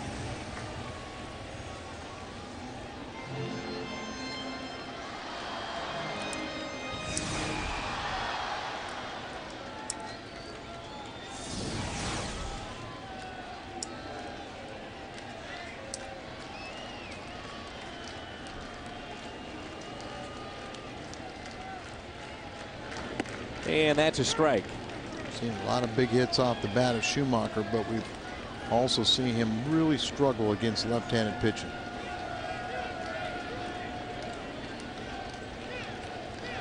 Make a good pitch, you get guys out, make a bad one. He just missed. You can hear the umpire saying it was just outside.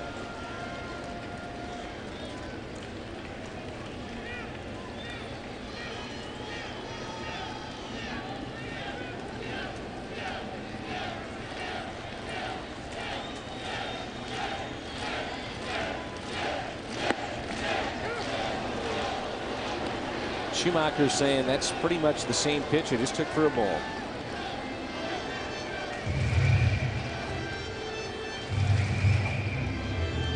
Drop down and get that ball in the outer part of the plate. Pretty much freezes Skip. Schumacher fouls it back. 1-2 is the count. Got that ball in the middle of the plate.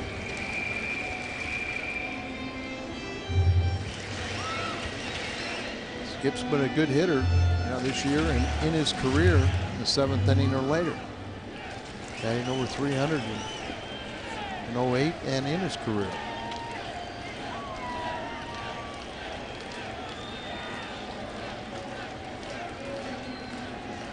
One and two the count. 7-7 game. Schumacher to third. Oh man, look what I found. Absolutely right. Unbelievable how lucky David Wright was. In between hop, backing up on it like that. You're back on your heels, and the ball just bounced perfectly for him to end in his glove. But back it up and look at that. I mean, not the way you would teach it at all, but he got away with it, getting the force at second.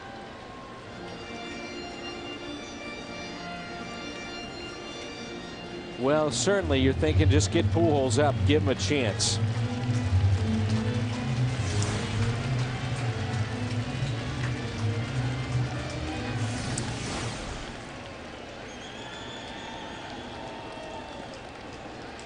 That's one of the part of the equation about batting that second spot. There are times when you really have to concentrate and have a graded bat and know that a walk is one of the best things you could do.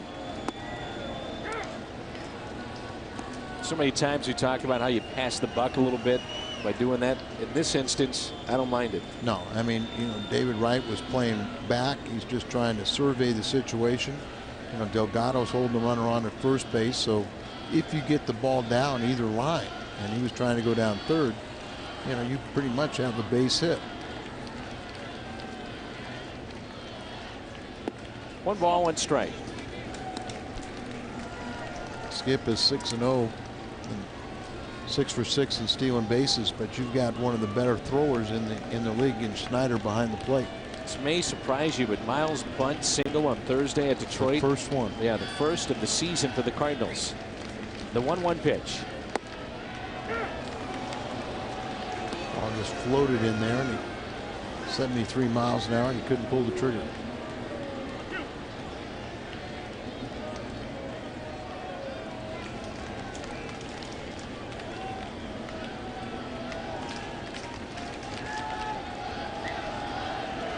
Short lead at first, the 1-2.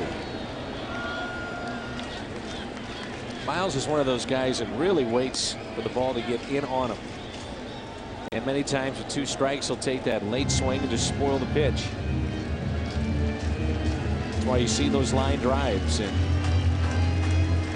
balls that are lined into the seats from Miles. And the ability to spray the ball all around. Pretty much playing him the opposite field. Straight away and right. Left fielder is very deep, but he's got great speed. Still way deep. Here's a 1-2. Got him. Cardinals though tie it up on 1 swing of the bat. Chris Duncan off the bench. First pitch he sees, sends it into the seats and right. 7-7 as we head to the ninth. Here's Ryan Franklin, and it's 7-7. Here in the top of the ninth. A tie ball game, Al. You bring in your closer at home. Well, Ryan Franklin closed out the game on Sunday, picking up his 11th save. And he's been he was not available yesterday with a little food poisoning. So glad to see him feeling better. Did you have him over at your house? No. Oh. No. That's a shot at Libby when you say something like that. No. You told me you do all the meals there. No, I don't think I've ever told you that, to be honest. It was a shot at you. Wait till Libby hears that. Well, really, I said, could have said it someplace else. Here is Carlos Delgado. There's nothing like spending quality time with you, Al, on a nightly basis. You got it. 1 ball, 1 strike. He's feeding the fans earlier tonight. Cardinal Nation. We were able to give them peanuts and hot dogs. Oranges. Oranges. Just rolls off your tongue, doesn't it? Oh, and a catch made by Miles to take a hit away from Delgado. I think that'll make up for taking the called 3rd strike, won't it? Delgado's thinking, you got to be kidding me. He's 10 yards on the outfield grass. See out there where he is, and now look at still how he had to take 3 or 4 chop steps and dive for that vicious line drive, and puts it glove up into the chest to make sure and curls that wrist, make sure he holds on to the ball. That was a nice play.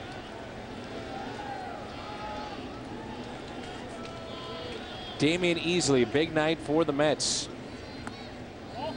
Takes a pitch a little low. 4 for 4 with 3 singles and 3 RBIs. Troy Glass guarding that line. Of course, Albert on the other end, way off the first base line. Do that to avoid a double.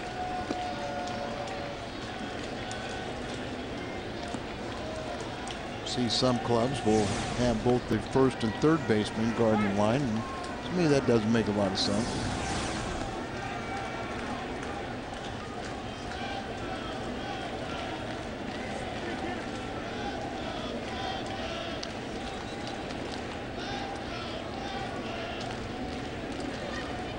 One ball, 1 strike. See Ring and Keel in center, shades Easley just a bit to pull. Duncan stays in the game. He's playing left field, and Molina back behind the plate.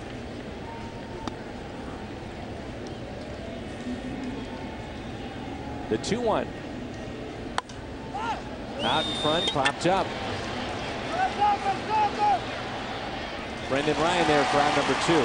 By the way, looking ahead to the bottom of the 9th, Albert Pujols will lead it off.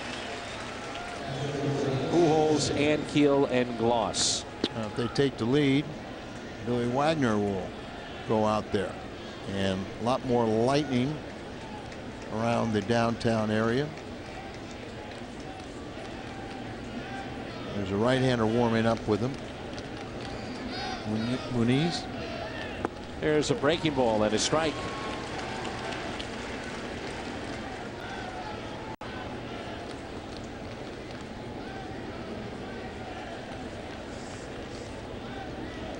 Another one, strike 2.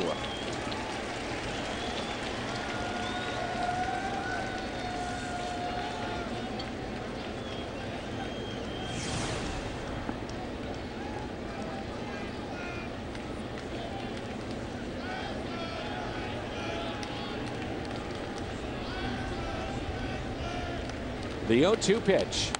Spoiled. Good pitch from Franklin, and spoiled, as you said. And Dan, the lightning light show downtown is getting a little more, little closer. And the rain, I think, is just beginning to find mist.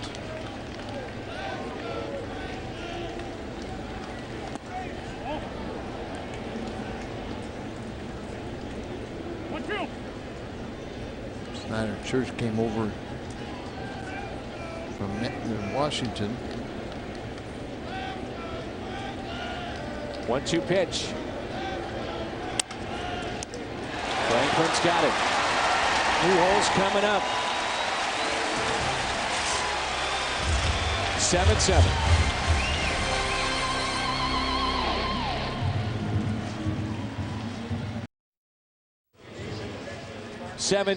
Bottom of the 9th. Albert Pujols will lead it off for the Cardinals. Luis Castillo is in this game, and a new pitcher as well. Carlos Muniz called for 3rd time this season from New Orleans on June 25th. We did see him in this series.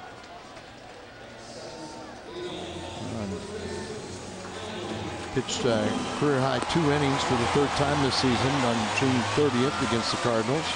Then scored upon in 5 of his 8 outings with the Mets. If you're wondering, Pujols' last walk-off home run was July 7th against the Dodgers, and he has 7 for his career. Well, now let me tell you something. That would make it a historic home run. Yeah. Number 300 is a walk-off. And we'll take it. Especially with rain stretching into Kansas.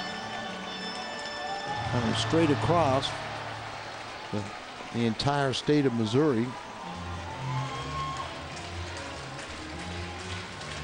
We don't know who's going to win this game, but we're going to give you our player of the game. Budweiser, the great American lager. Chris Duncan off the bench. And partner, he needed this. The Cardinals needed this. First pitch he sees, he rifles it for a 2-run home run. Or just for the home run to tie it up. It was a 2-run home run. Long day.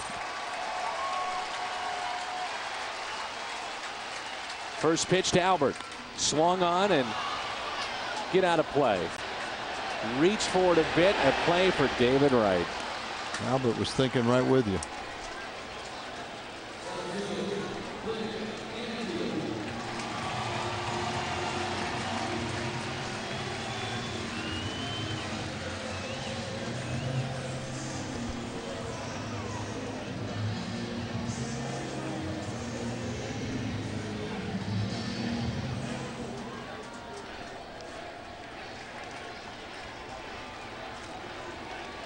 Here's Rick Ankiel with 1 out.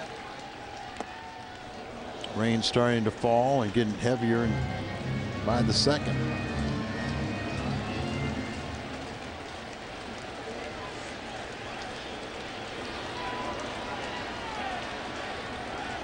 Here's an 0-1. Ankiel pulls it foul. 0-2.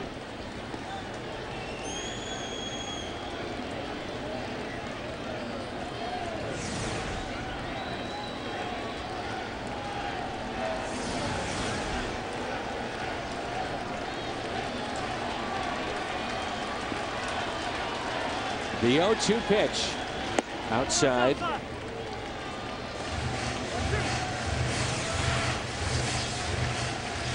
Rick could make the remaining crowd here extremely happy. U.S. Cellular Cardinals Live is coming up. The 1-2 pitch. Gets a piece.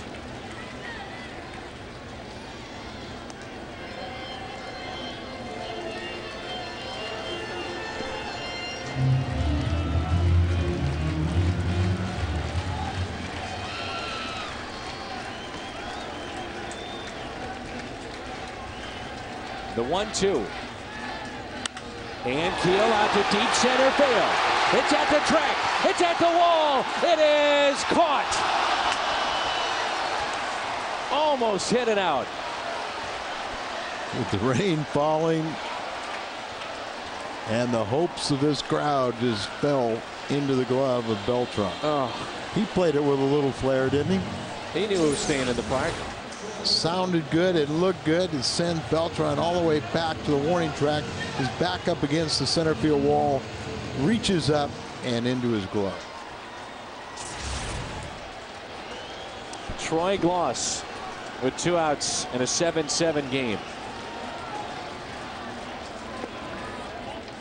I thought that was it. Maybe it was just wishful thinking. I think it was wishful thinking, but he had a shot. Yep. It's Troy Gloss all the way back in the first with a 3-run homer. Looked pretty good in the first inning where the Cardinals had 5 hits and 4 runs on the board in their first 6 batters. The 2-0.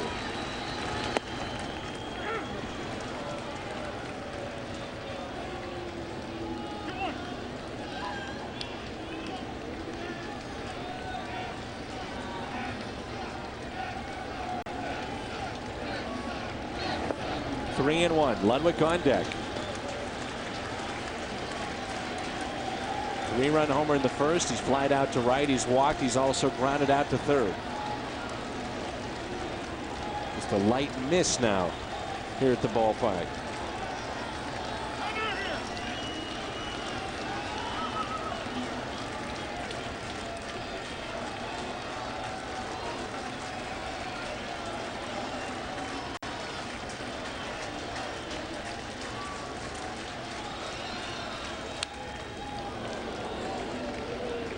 Ripped by Gloss there.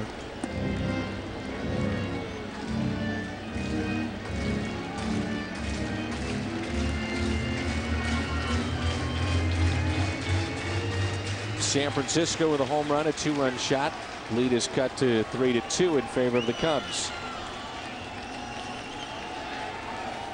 Now we look at the scoreboard, and the Cubs have just added to their lead. It's 5-2. Troy Gloss, deep left field. Did he get enough? It's at the track, at the wall, and it is out of here! His second on the night. A walk-off winner for the Cardinals. 8-7 the final.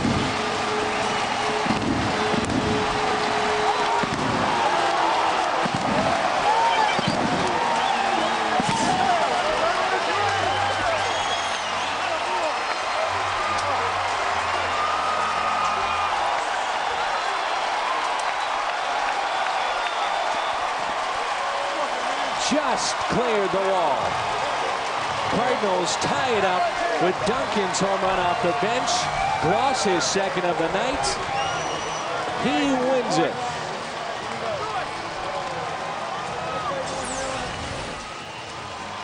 Knew he hit it well, but you wondered, would it be shades of 06 and postseason, and Indy Chavez making a great leap to get over a wall and bring a home run ball back in. Chavez can't do it. Duncan was a hero. He tied the game, and Gloss wins the game with the walk-off home run, his fifth walk-off home run. And the Cardinals have taken 2 of the first 3 of this 4-game set. Stay with us. Post-game show coming up. 8-7 our final.